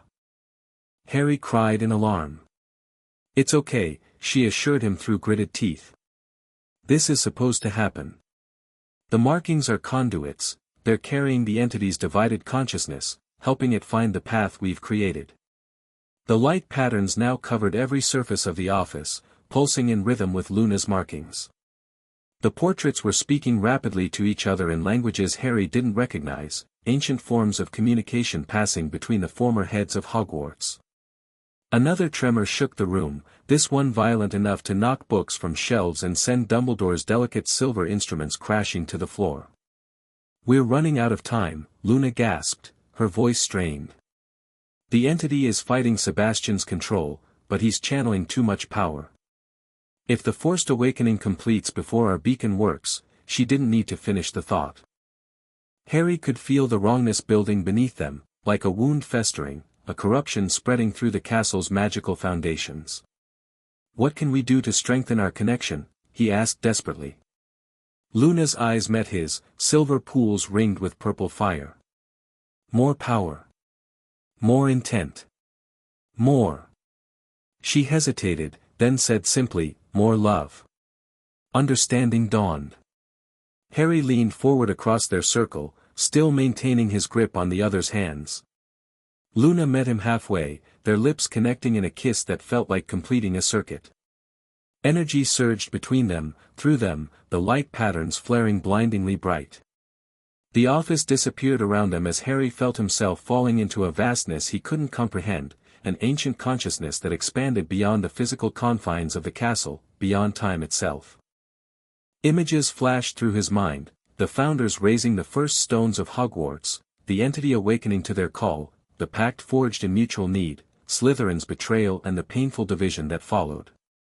And beneath it all, a longing, to be whole again, to fulfill its purpose as guardian and teacher, to reconnect with the magical community it had been created to serve.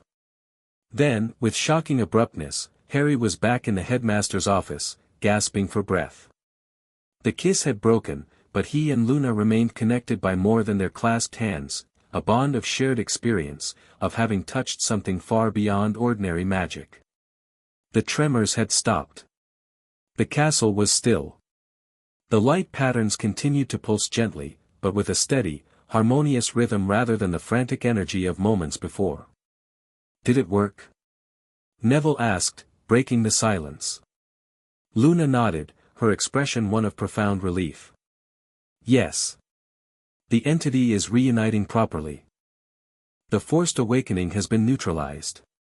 And Sebastian? Ginny asked.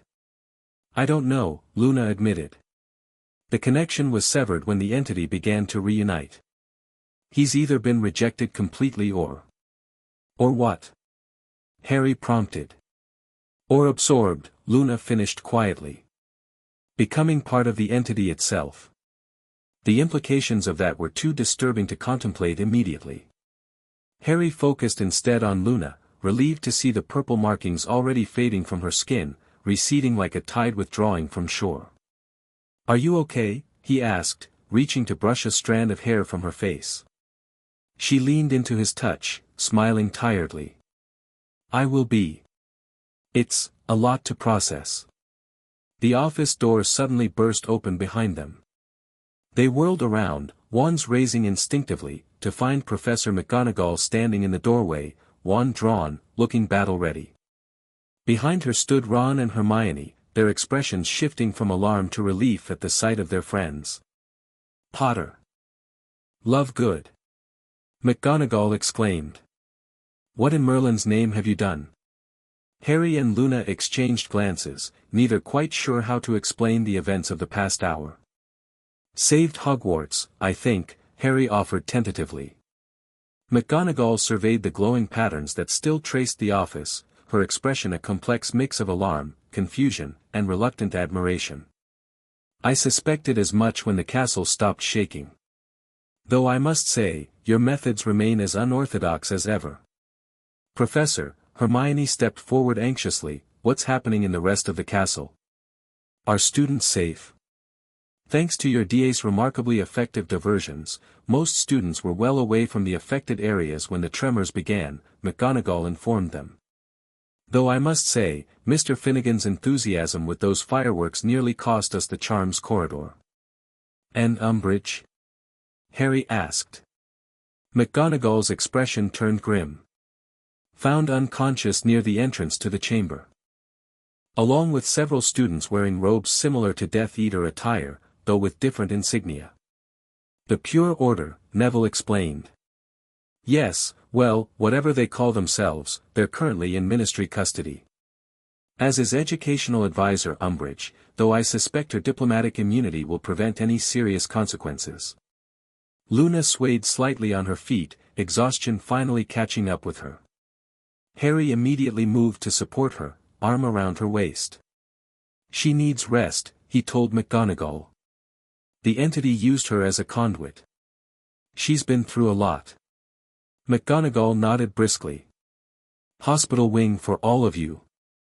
No arguments. Whatever explanations need to be made can wait until morning. What about Draco? Harry asked suddenly, remembering. Malfoy. He helped us.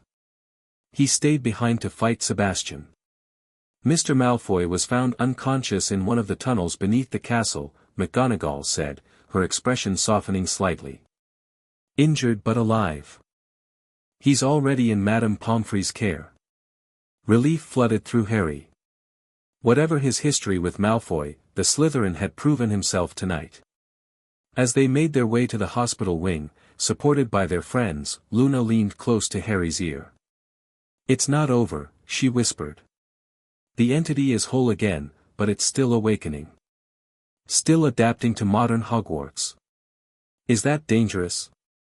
Harry asked quietly. Luna's expression was thoughtful. Not dangerous exactly. Just, unpredictable. Hogwarts will be different now. More alive. Harry considered this as they walked, the castle corridors somehow seeming more vibrant around them, the torchlight warmer, the stone beneath their feet more responsive. He realized with sudden clarity that Luna was right, Hogwarts felt different. Not threatening or alien, but more present somehow. More aware. Different isn't always bad, he finally said, squeezing her hand gently. Luna smiled, her silver eyes meeting his. No. Sometimes different is exactly what we need. As they entered the hospital wing, where Madame Pomfrey waited with healing potions and stern instructions, Harry felt a profound sense of completion. Luna was safe. Hogwarts was saved, changed, certainly, but intact. And whatever challenges lay ahead, they would face them together. The entity had sought a mind that understood it, a vessel for its consciousness. Instead, it had found something better, a partnership, a balance, a new kind of awakening that respected both ancient power and modern purpose. And Harry had found something too, in Luna, in himself, in the unexpected allies who had stood with them against the darkness. Not just the courage to fight, but the wisdom to heal. Not just the power to defeat, but the compassion to understand. As he settled onto a hospital bed beside Luna, their hands still linked between them, Harry thought that perhaps this was the true magic of Hogwarts, not spells or potions or ancient entities, but the connections formed within its walls. Connections that, like the castle itself, could bend and shift and grow, but never truly break. Chapter 3, Beyond the veil of normality. Morning light filtered through the hospital wing windows, casting warm patterns across the white sheets. Harry woke slowly, glasses askew on his face where he'd fallen asleep wearing them. For a moment, he couldn't remember why he was in the hospital wing again, then everything rushed back. Luna. The entity. The midnight ritual. He sat up quickly, scanning the room. Luna lay in the bed beside his, still sleeping. The purple markings had faded completely from her skin, leaving her looking peaceful, almost ethereal in the morning light. Relief flooded through him at the sight of her safe and whole. "She's been asleep since you both arrived," Madame Pomfrey said quietly, appearing at Harry's bedside with a tray of potions. "Magical exhaustion. Quite severe. Will she be okay?" Harry asked, his voice rough with sleep. "With rest, yes." Pomfrey handed him a steaming goblet. "Drink this. Replenishes magical energy." Harry drank without complaint, grimacing at the bitter taste. As the potion warmed his insides, he noticed Draco Malfoy in a bed across the room, his pale face marked with healing cuts and bruises. "And Malfoy?" Pomfrey's expression softened slightly. "He'll recover. Though I'd like to know what spell caused those peculiar burns on his arms." Harry remembered Sebastian's purple-tinged magic, the unnatural power he'd channeled. "It's complicated." "It always is with you, Mr. Potter," Pomfrey sighed. "Professor McGonagall will want to speak with you both once Miss Lovegood awakens. Until then, you're to rest." As she bustled away, Harry swung his legs over the side of the bed, testing his strength. He felt surprisingly good, tired but not drained. He moved to Luna's bedside, pulling up a chair to sit beside her. Her blonde hair spread across the pillow like a halo, her expression serene in sleep. Harry reached out, gently taking her hand in his. It was warm now, unlike the icy coldness he'd felt in the tunnels. "You saved us all," he whispered, stroking his thumb across her knuckles. "Again." Luna's eyes fluttered open, silver irises focusing slowly on his face. "Harry," she murmured, a smile spreading across her lips. "You're still here." "Where else would I be?" He squeezed her hand. She struggled to sit up, and Harry helped arrange her pillows. "What time is it?" "Just past 9, I think."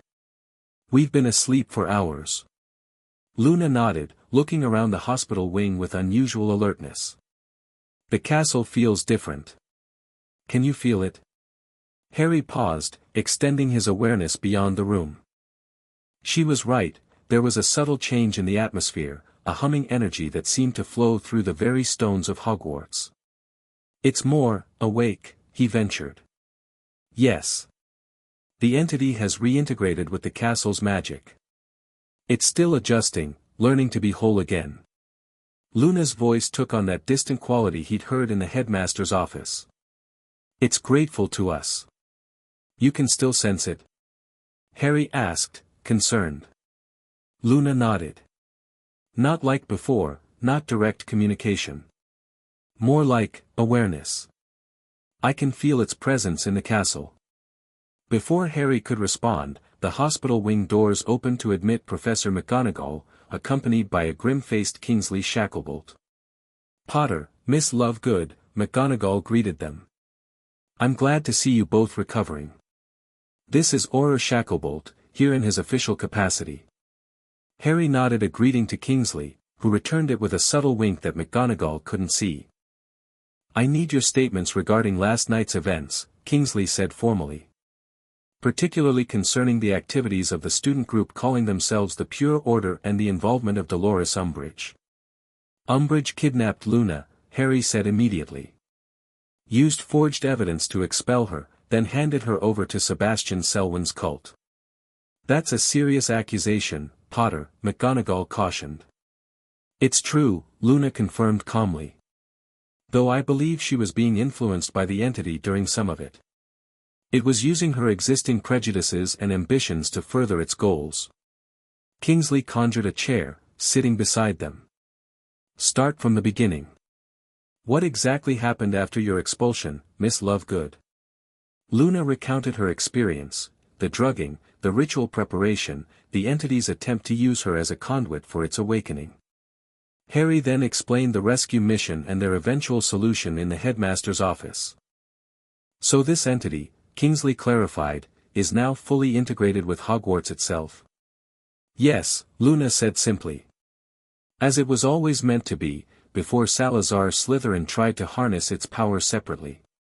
McGonagall and Kingsley exchanged concerned glances. "And we're certain this poses no danger to the students?" McGonagall asked.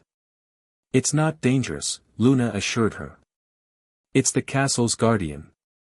Its purpose is to protect Hogwarts and those within it." "Then why did it possess students? Why create this network of tunnels throughout the school?" Kingsley pressed. "Because it was divided, confused," Luna explained patiently. "The part Slytherin bound was isolated for centuries, growing more desperate to reconnect with its other half. Sebastian found a way to communicate with the bound portion and tried to use it for his own purposes." Harry squeezed her hand encouragingly as she continued. "The tunnels have always existed, they're how the castle's magic circulates, like blood vessels. They just became visible when the entity grew strong enough to manifest physically again." McGonagall nodded slowly, as if pieces were falling into place. "That would explain the architectural anomalies Hogwarts has always exhibited. Rooms that move, staircases that change direction." "Exactly," Luna smiled. "The castle has always been semi-conscious. Now it's just more awake." "What about Sebastian Selwyn?" Harry asked. "And the other members of the Pure Order?" Kingsley's expression darkened. "Mr. Selwyn hasn't been found. The other students are being treated at St. Mungo's for magical exposure. Most seem to have been under some form of influence rather than willing participants." "Sebastian was absorbed," Luna said quietly. "I felt it happen during the reunification. He'd bound himself too completely to the entity's divided consciousness." "Absorbed?" McGonagall looked alarmed. "You mean he's part of Hogwarts now," Luna finished. "Though not in a form we would recognize as Sebastian anymore. His consciousness has been diluted, I suppose. Integrated into something much larger." The thought sent a chill down Harry's spine. To be consumed by an ancient magical consciousness, to lose yourself entirely, it was a fate perhaps worse than death. "And the other affected students?" Kingsley asked. "Those who showed signs of possession. They should recover completely," Luna assured him. "The connections were temporary, superficial. Only Sebastian had truly bound himself to the entity." McGonagall stood, straightening her robes. "Well, it seems Hogwarts has survived yet another, unusual incident. Once Madame Pomfrey clears you both, you may return to your dormitories. Classes will resume tomorrow." "Professor," Harry called as she turned to leave.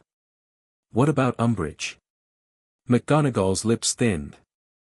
"Educational advisor Umbridge has been recalled to the Ministry for consultation regarding her activities at Hogwarts. I don't anticipate her return. The slight satisfaction in McGonagall's voice suggested Umbridge's departure was permanent this time. As she and Kingsley left, Harry turned back to Luna. Your father, he said suddenly. We need to find him, make sure he's okay.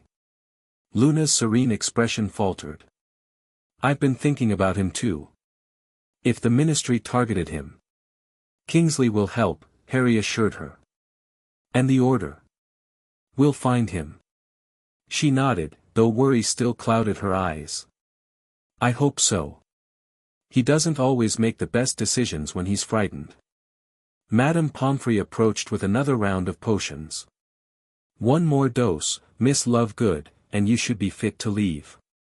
Though I expect you both to take it easy for the next few days. No adventures. Harry caught Luna's eye and they both suppressed smiles. No adventures seemed an impossible prescription at Hogwarts. By afternoon, they were released from the hospital wing. The castle corridors hummed with excited conversation as students compared stories about the previous night's events.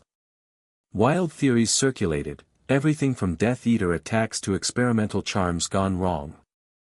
Nobody has a clue what really happened, Ron informed them when they reached Gryffindor Tower. McGonagall just said there was a magical disturbance that's been contained. Probably for the best, Hermione added from her seat by the fire. Can you imagine the panic if everyone knew an ancient entity had awakened beneath the school? Just another year at Hogwarts, Harry said dryly, dropping into an armchair. Luna perched on the arm beside him, seemingly unbothered by the curious glances from other Gryffindors. Since their relationship had become public, she occasionally visited their common room, though this was the first time since the dramatic events of the previous night. The DA wants details, Ginny said, joining their circle. Especially those who were part of the diversion teams. They know something big happened. They deserve to know, Harry agreed. We couldn't have done it without them. Room of requirement tonight? Neville suggested, looking up from a herbology text. After dinner? Harry glanced at Luna. Are you up for it? She nodded. They should understand what they helped accomplish. The day passed in relative normalcy, a strange contrast to the extraordinary events they'd experienced. Harry found himself hyper-aware of the castle around them, noticing subtle changes. The staircases moved with more purpose, shifting to create optimal paths for hurrying students. Torches brightened as people approached and dimmed as they passed. Even the stone floors seemed warmer, more responsive underfoot. It's like the castle is paying attention now, Hermione observed as a door swung open for them before they reached it. Not just existing but, participating. That's exactly it, Luna beamed at her. It's always been alive, but now it's awake. After dinner, the core members of Dumbledore's army gathered in the room of requirement, which had outdone itself in accommodating them.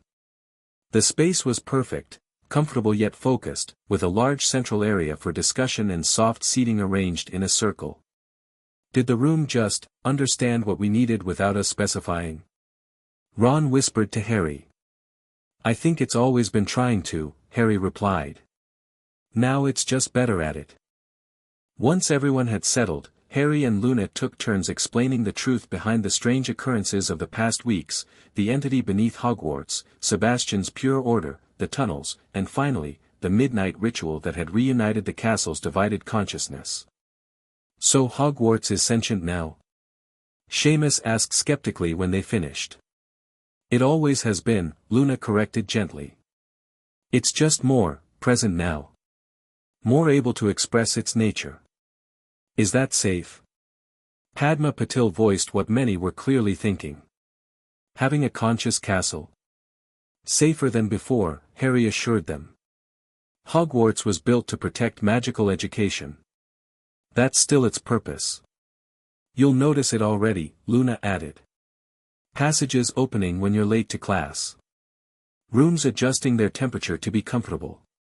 The castle wants to help. Dean Thomas raised his hand. What about Sebastian? And those other students who were affected? Harry and Luna exchanged glances, silently debating how much to share. Sebastian is gone, Harry finally said. He bound himself too completely to the entity's divided consciousness.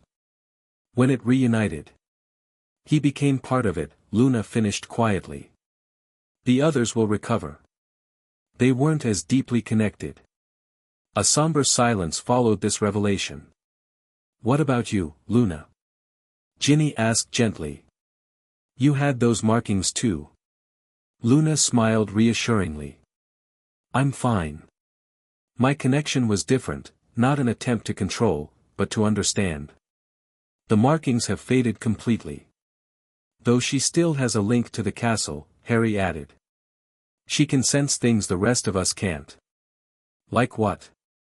Neville leaned forward, genuinely curious.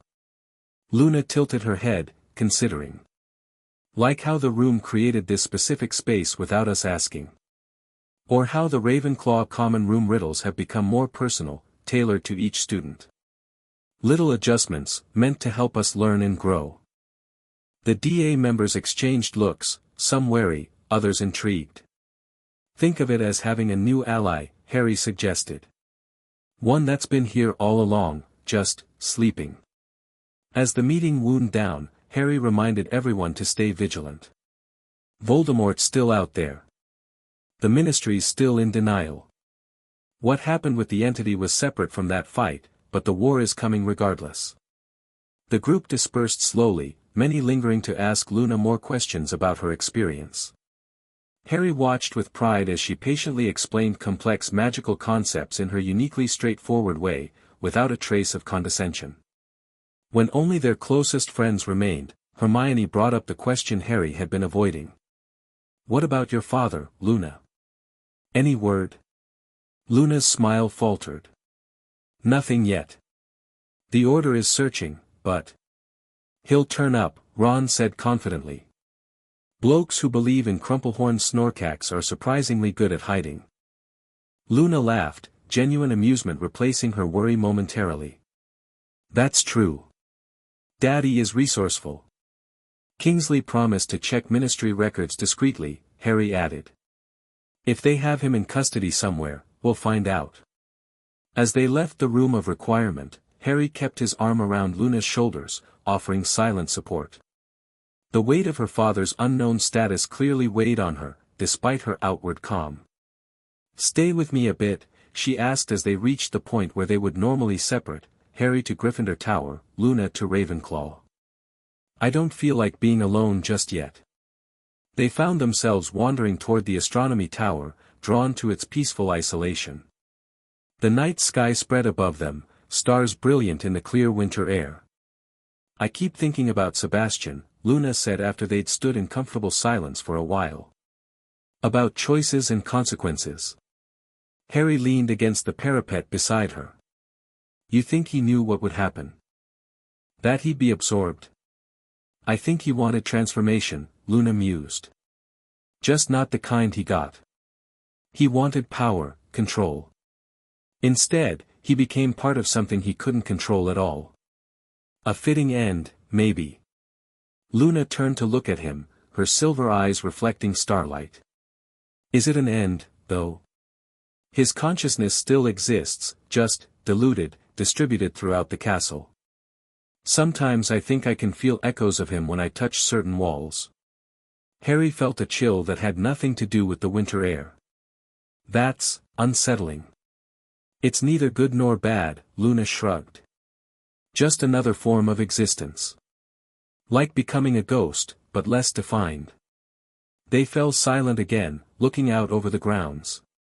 In the distance, the lights of Hogsmeade twinkled, reminding Harry of the world beyond Hogwarts, a world still facing the threat of Voldemort, still largely unaware of how close Hogwarts had come to magical catastrophe. What happens now? He asked quietly. With you and the castle, I mean. Luna considered the question seriously. I'm not sure. The entity shared knowledge with me, histories, magic, secrets of Hogwarts that even Dumbledore doesn't know.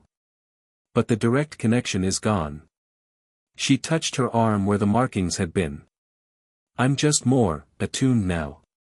Like having a new sense that's still developing. Is that why you wanted to come up here tonight? To test it? She smiled, a hint of mischief in her expression. Partly.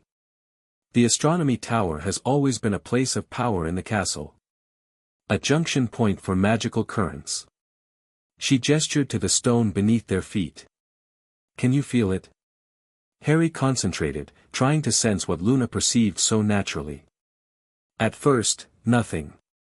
Then, gradually, he became aware of a subtle vibration, a resonance that seemed to flow upward through the tower. It's like music without sound, he said, struggling to describe the sensation. Luna beamed at him. Exactly. The castle's magic has harmonics, patterns. They've always been there, but now they're stronger, more coherent. And you can teach others to sense this? I think so. Some will be more receptive than others. She reached for his hand. You're already sensitive to magic in ways most aren't. Your connection to Voldemort, your natural defensive abilities, they've attained your perception. Harry entwined his fingers with hers, enjoying the simple connection. Is this why you asked me up here? To give me a magical sensitivity lesson? Luna's smile turned shy, unexpected color touching her cheeks. Not entirely. I also wanted to be alone with you. Properly alone, not surrounded by friends or teachers or hospital beds. Harry felt his own face warm as he stepped closer to her. That's a much better reason. Their kiss was gentle at first, a reaffirmation after the dangers they'd faced. Then Luna's arms wound around his neck, pulling him closer, and the kiss deepened into something more urgent, more needy. Harry's hands found her waist, the curve of her back, tangling in her hair as they melted into each other. When they finally separated, both slightly breathless, Luna's eyes had a dreamier quality than usual. That was nicer than our first kiss, she said matter-of-factly. Less panic involved. Harry laughed, resting his forehead against hers. Definitely. Though I seem to recall a pretty good one in the headmaster's office too. That one had special circumstances. Magical amplification.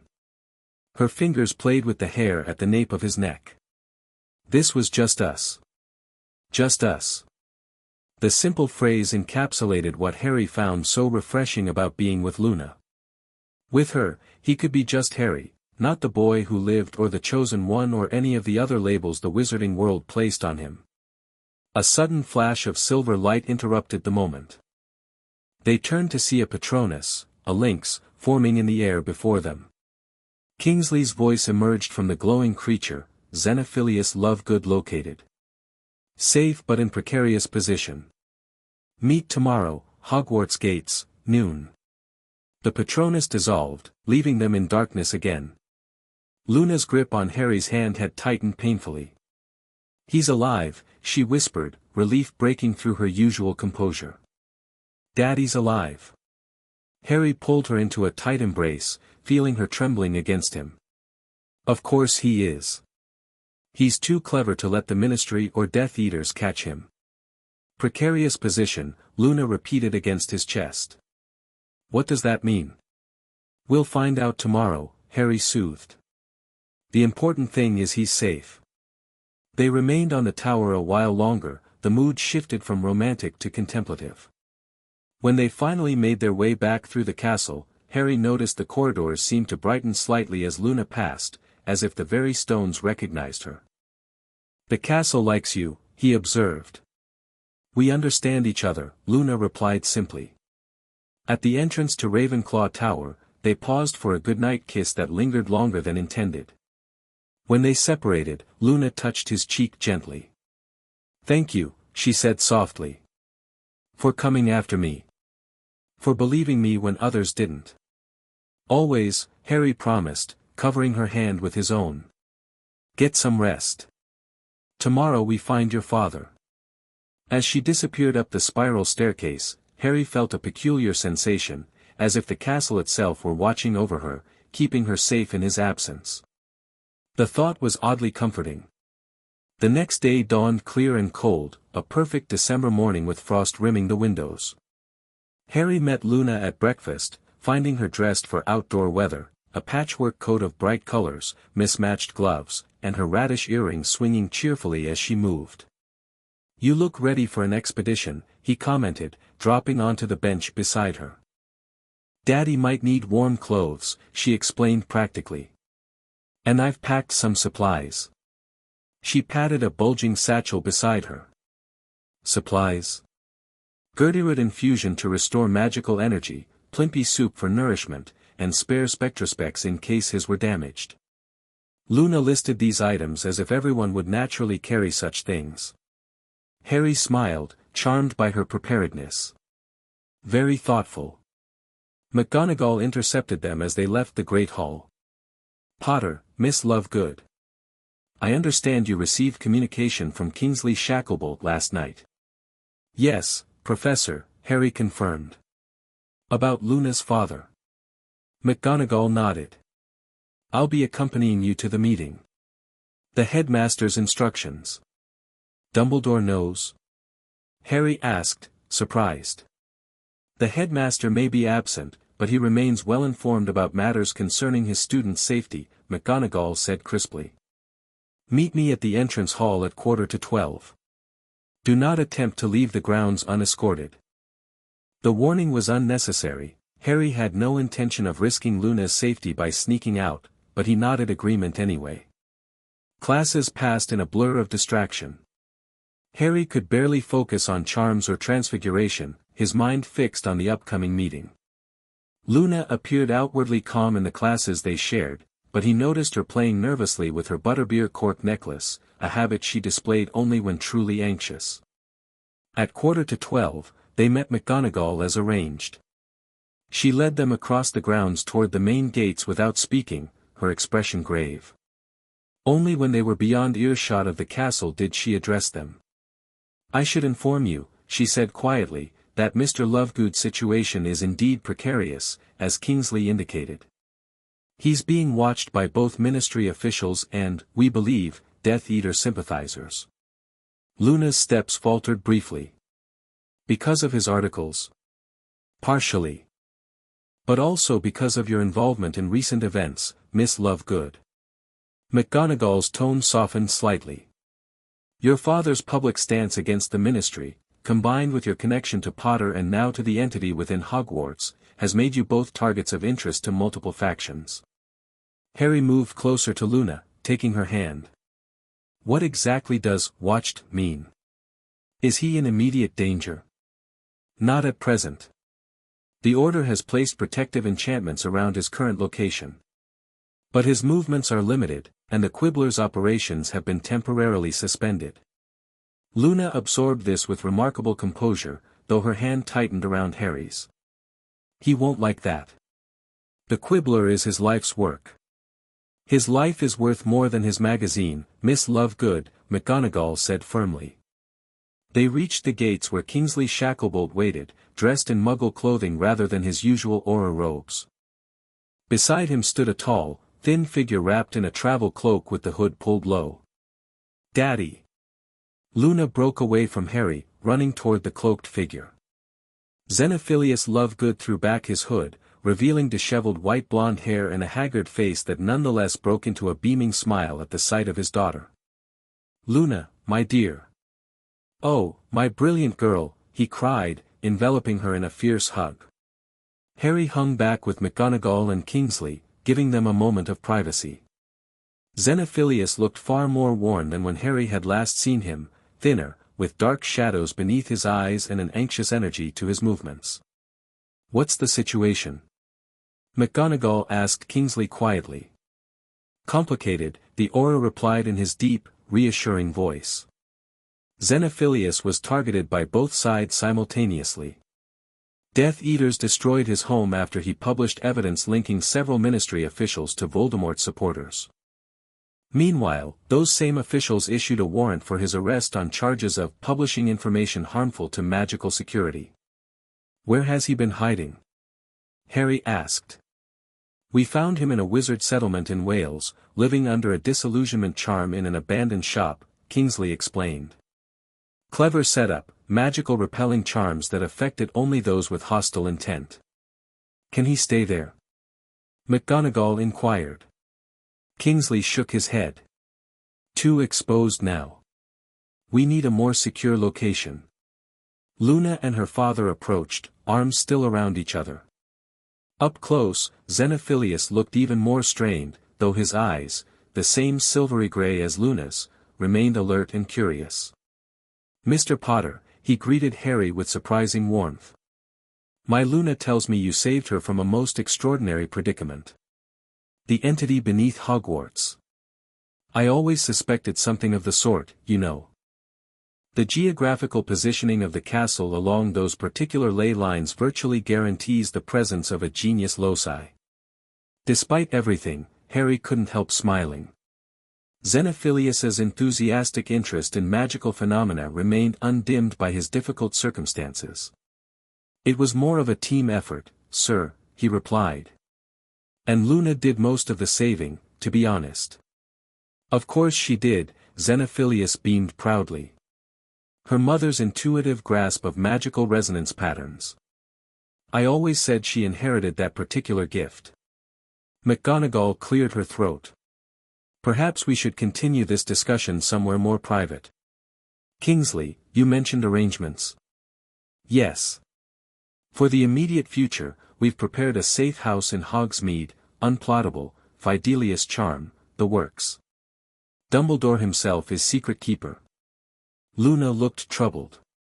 But what about the Quibbler? Daddy's work? My dear, the magazine can wait, Xenophilius said, patting her hand. I've already compiled the most important evidence into a single manuscript. If necessary, we can release it through alternative channels. The Order can help with that, Kingsley assured them. In fact, your information about ministry corruption has already proven invaluable to our operations. They began walking toward Hogsmeade, McGonagall and Kingsley taking point, with Harry, Luna, and Xenophilius following behind. Tell me more about this entity, Xenophilius said eagerly to Luna. You mentioned a reconnection with the castle's fundamental magic. A reintegration of divided consciousness. Luna launched into a detailed explanation that would have sounded completely fantastical to anyone who hadn't witnessed the events firsthand. Xenophilius listened raptly, occasionally interrupting with insightful questions that suggested he understood magical theory at a level that surprised Harry. Fascinating, he murmured when Luna described the ritual in the headmaster's office. A spontaneous magical convergence facilitated by interpersonal connection. Your mother theorized something similar in her work with empathic resonance in charm creation. I remembered her notes, Luna confirmed. About magical intent being amplified through emotional bonds. Precisely. Xenophilius looked delighted. Pandora always said the most powerful magic flows through connection, not isolation. The ministry's rigid categorization of magical disciplines misses this fundamental truth. Harry listened to their exchange with newfound appreciation for Luna's unconventional upbringing. Behind the eccentric beliefs and strange creatures, there appeared to be genuine magical insight in the Lovegood approach, an understanding of magic as interconnected and alive rather than compartmentalized and mechanical. They reached Hogsmeade, where Kingsley led them through increasingly narrow side streets until they stopped before what appeared to be a solid wall between two shops. The safe house is located at number 7.5, Lichen Lane, Hogsmeade, he stated clearly. As the words registered, a door shimmered into existence in the previously blank wall. Kingsley tapped it with his wand, and it swung open to reveal a cozy, if small, living space, a combined sitting room and kitchen on the ground floor, with what looked like a narrow staircase leading to upper rooms. It's not spacious, Kingsley apologized, but it's secure. The Order will check in daily. You have emergency port keys if evacuation becomes necessary. He handed Xenophilius a seemingly ordinary teaspoon. This will activate with the password Dumbledore's army and transport you to another safe location. Xenophilius examined the teaspoon with interest. Ingenious concealment charm. Layered with a trace diversion hex, if I'm not mistaken.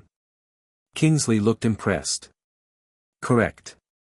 Your magical perception is quite acute, Mr. Lovegood. When one spends decades investigating the Ministry's secrets, one develops certain skills, Xenophilius replied with unexpected sharpness. Luna was exploring the small house, running her fingers along the walls. There are protection runes embedded in the plaster, she observed. Ancient ones. Pre-Roman. McGonagall nodded. This building has served as a sanctuary for centuries. Long before the Order's current incarnation. Harry found himself wondering if the castle's newfound awareness extended this far into Hogsmeade. The village had always been connected to Hogwarts, not just geographically but magically. Luna, he said quietly, can you sense the castle from here? She closed her eyes briefly, concentrating. Faintly. Like distant music. The wards around this house create some interference, but the connection is still there. Good, Harry nodded, relieved. That means if anything happens, if you need help, I can reach out through the castle, Luna finished, understanding immediately. And you'll know. Xenophilius watched this exchange with keen interest. You've developed a channeling connection to the entity? Without binding yourself to it. It's more mutual than that, Luna explained. A recognition rather than a binding. Remarkable, her father murmured. Truly remarkable. McGonagall checked her watch. We should return to the castle soon. Students' absence from grounds will be noted, even with permission. Luna turned to her father, sudden uncertainty in her expression. Will you be all right here? Alone? My dear girl, Xenophilius took her hands, I've survived far worse situations. And I won't be entirely alone, Kingsley mentioned Order members checking in regularly. He smiled reassuringly. Focus on your studies and staying safe. The truth about the Ministry's corruption is already spreading, with or without the Quibbler as its vehicle. Luna hugged him tightly. I'll visit as soon as they allow it. Of course you will, he patted her back. And perhaps bring young Mr. Potter next time. I'd very much like to discuss his experiences with the entity in greater detail. Harry, caught off guard by the invitation, nodded. I'd like that, sir. As they prepared to leave, Xenophilius pulled Luna aside for one more private word. Harry couldn't hear what was said, but when Luna rejoined him, her expression was thoughtful. Everything okay? He asked as they followed McGonagall back toward Hogwarts. Daddy gave me something, Luna said, patting her pocket. My mother's research notes on magical consciousness and castle sentience. He thinks they might help me understand my connection to the entity better. Harry raised his eyebrows. Your mother studied this specific phenomenon? Not exactly, Luna explained. She was researching ways to communicate with the ambient magic in dwellings, homes, buildings, places with long magical histories. She believed all such places develop a kind of consciousness over time, just at different levels of complexity. And Hogwarts, being the most magical building in Britain, would have the most developed consciousness, yes. Luna's eyes brightened with academic excitement that reminded Harry suddenly of Hermione, though focused on very different subjects. Her research was considered fringe at the time. Too theoretical, too removed from practical applications. Sounds familiar, Harry said with a smile, thinking of Luna's own reputation. She returned the smile, understanding his meaning perfectly. The best ideas usually seem strange at first. It's only later that people recognize their value. Back at Hogwarts, life resumed its rhythm, though with subtle differences. Students continued to notice the castle's increased responsiveness, common rooms that maintained perfect temperatures regardless of weather, staircases that stopped moving when someone was in a particular hurry, lost items mysteriously finding their way back to their owners. In the weeks that followed, Luna visited her father regularly, always accompanied by Order members for safety. Harry joined her when possible, finding unexpected common ground with Xenophilius despite their different temperaments. The older man's genuine interest in magical theory and evident love for his daughter made it easy to overlook his occasional flights into truly bizarre territory. The purple markings never returned to Luna's skin, but her connection to the castle deepened in other ways. She began working with Professor Flitwick on a special project, documenting the castle's responsive magic and developing theoretical frameworks to explain it. "It's essentially what my mother was working on," she explained to Harry one evening as they sat by the lake, enjoying a rare warm day in late winter. "Except now I have a fully awakened castle to study instead of just theories." Harry watched her sketch diagrams in a notebook, her blonde hair falling forward, caught by the golden light of sunset. "You're going to revolutionize magical architecture, aren't you?" She looked up, surprised. "Do you think so?" "I know so," he said confidently. "You understand magic differently than anyone else I've ever met. Not just the spells and rules, but the essence of it." Luna tilted her head, studying him with those perceptive silver eyes. "That's possibly the nicest thing anyone's ever said to me." Harry leaned forward, brushing a strand of hair from her face. "I mean it. You're brilliant, Luna. In ways that most people can't even comprehend." "Including you?" she asked with unexpected vulnerability. "Sometimes," he admitted honestly. "But I'm learning. You make me see things differently." She smiled, closing her notebook. "We do that for each other, I think. You ground me when I drift too far into theory. I help you look beyond the obvious. We balance each other," Harry agreed. As twilight deepened around them, the castle windows lighting up one by one, Harry felt a profound sense of rightness. The entity beneath Hogwarts had sought balance, reunion of its divided self. Perhaps that was what he and Luna had found in each other too, complementary pieces creating something stronger together than apart. Luna leaned against his shoulder, following his gaze toward the castle. "It's watching us, you know. In a friendly way." "The entity?" "Hogwarts," she corrected gently. "They're the same now. And it's curious about relationships, about connections between people. It's learning from us." "That's not creepy at all," Harry joked, though strangely, he found the idea more comforting than unsettling. If Hogwarts was truly the protective presence Luna described, having its attention felt like an additional layer of security. "It's like having a very old, very powerful, slightly confused guardian," Luna mused. "It means well, even when it doesn't fully understand." They sat in companionable silence as the first stars appeared. The peaceful moment felt precious against the backdrop of what they both knew was coming, Voldemort growing stronger, the wizarding world increasingly divided, the inevitable confrontation that Harry's prophecy foretold. "Whatever happens next year," Luna said suddenly, as if following his thoughts, "with Voldemort and everything else. We'll face it together." Harry turned to her, struck again by her directness, her ability to address precisely what needed addressing without fear or deflection. "Together," he agreed, sealing the promise with a kiss. In the weeks that followed, a new normal established itself at Hogwarts. The DA continued training, now with McGonagall's explicit approval. Luna divided her time between classes, research with Flitwick, and visits to her father, whose information network continued to expose ministry corruption despite the Quibbler's official suspension. Harry found himself busier than ever, Quidditch, classes, DA leadership, and private lessons with Dumbledore, who had returned to Hogwarts with new urgency in his quest to understand Voldemort's past.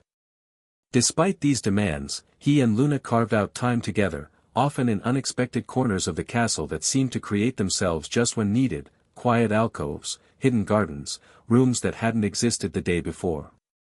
"The castle is matchmaking," Ron commented after stumbling upon Harry and Luna in what should have been a broom closet but had transformed into a cozy sitting room complete with fireplace.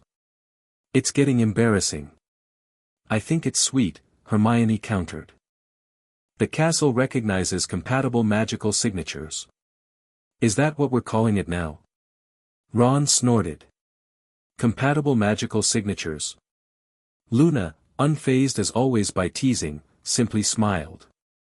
"Actually, Hermione's right. Magical resonance between individuals creates patterns the castle can recognize and respond to. It's a form of empathic magic. Told you, Hermione said smugly to Ron. By spring, the changes in Hogwarts had become the new baseline. Students adapted to the castle's increased responsiveness with typical teenage flexibility, incorporating it into daily life as if sentient architecture was perfectly normal. First years who knew nothing different accepted it without question, while seventh years marveled at how much easier navigation had become.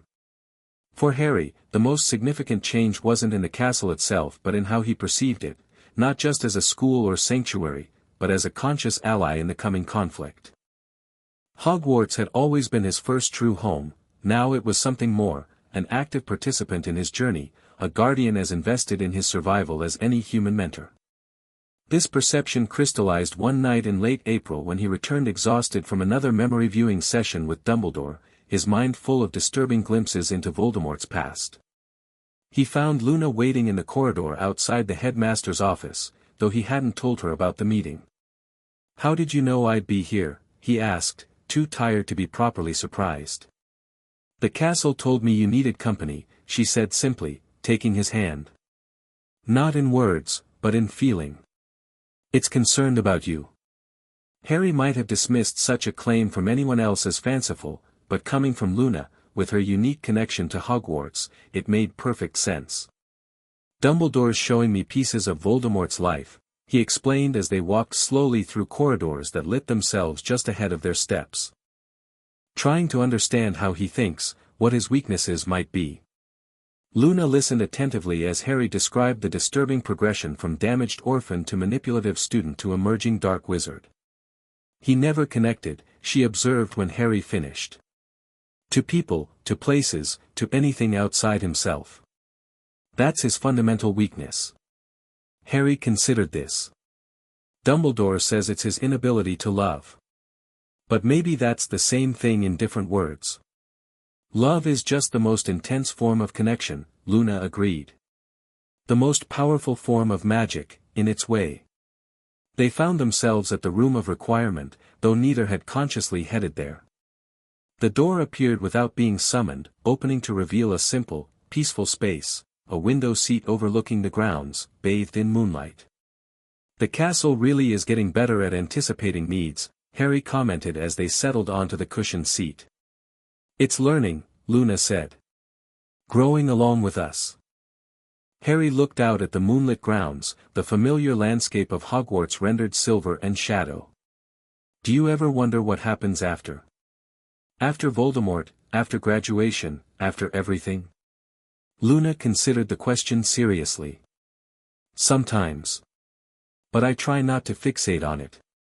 The future unfolds in unexpected ways, planning too rigidly only leads to disappointment." "That sounds very wise," Harry said, smiling slightly. "Not wisdom so much as observation," Luna demurred.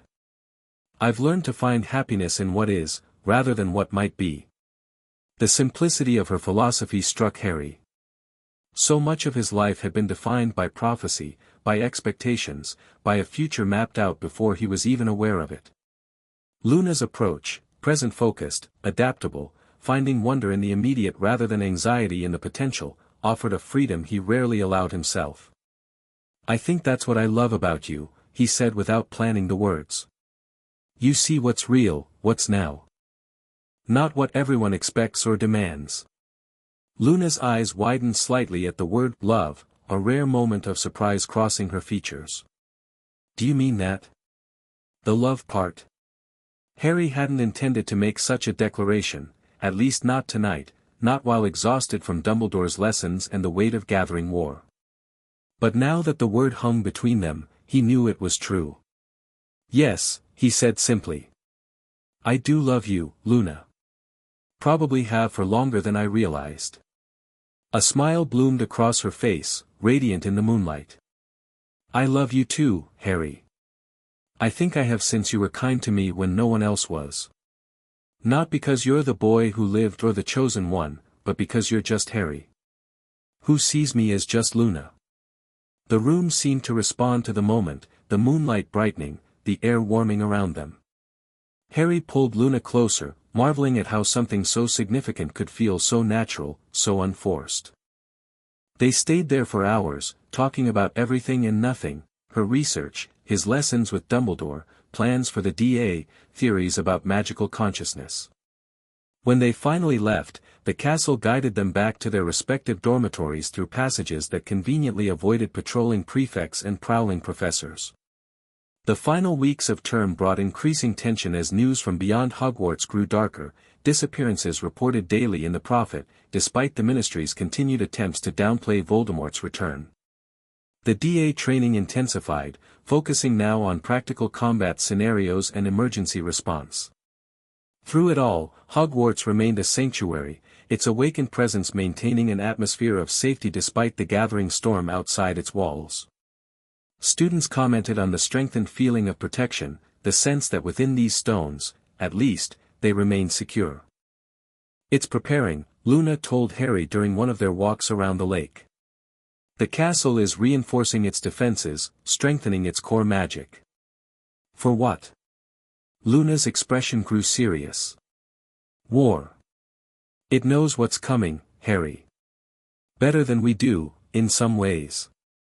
It's seen centuries of magical conflict, absorbed the memories of countless battles. Will it be enough?" Harry asked quietly. "If Voldemort targets Hogwarts directly?"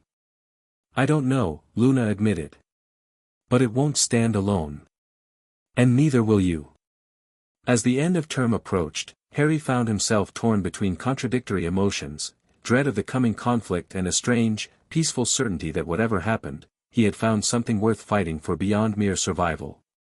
In Luna, in their friends, in Hogwarts itself, he had discovered connections that Voldemort, in his isolation, could never understand or overcome. On their final evening before summer separation, Harry and Luna stood on the astronomy tower, the place where their relationship had first deepened beyond friendship.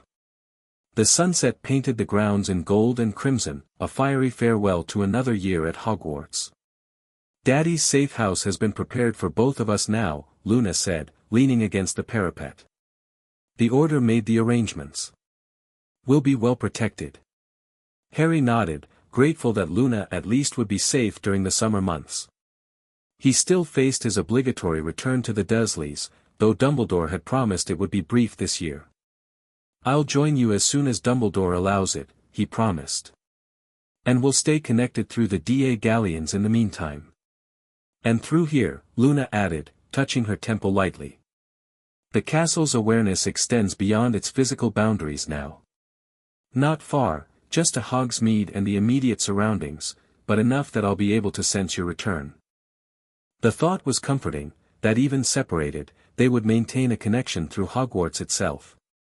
Harry took Luna's hand, twining their fingers together. "Next year will be different," he said, the understatement almost laughable given what they both knew was coming.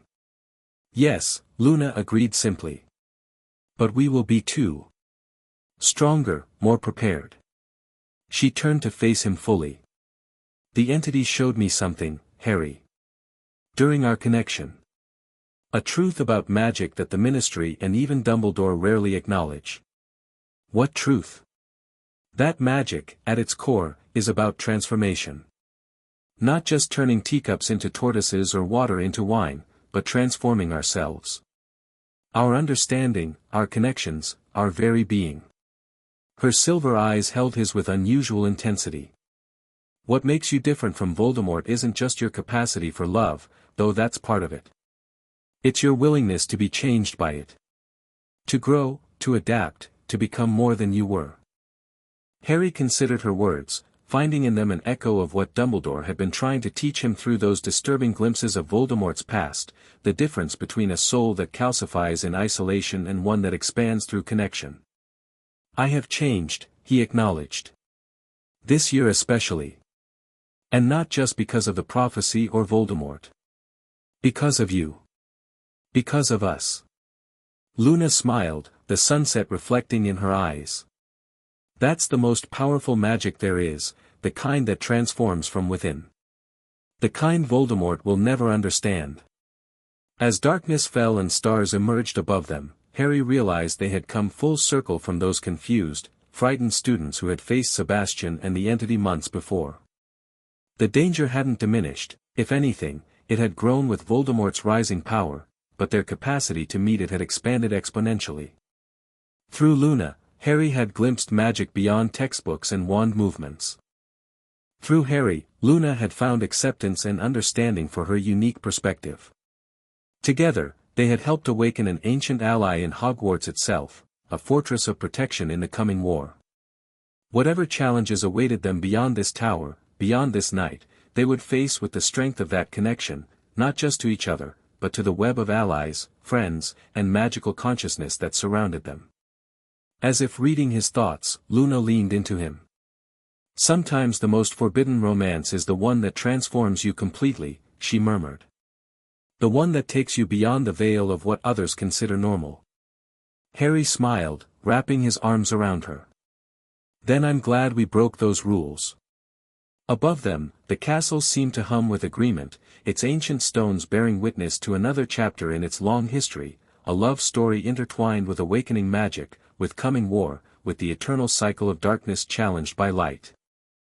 In that moment, Harry knew with certainty that whatever fate the prophecy had decreed, whatever final confrontation awaited with Voldemort, he would face it not as an isolated hero but as part of something larger, a tapestry of connection that included Luna, their friends, and now, the conscious heart of Hogwarts itself. Beyond the veil of normality, they had found a magic more powerful than any spell, the transformation that comes from genuine connection, from love freely given and received. And in a world increasingly shadowed by Voldemort's isolated hatred, that magic might prove the most powerful weapon of all. The end. Thank you for watching this video. Please be sure to subscribe to our channel and like this video.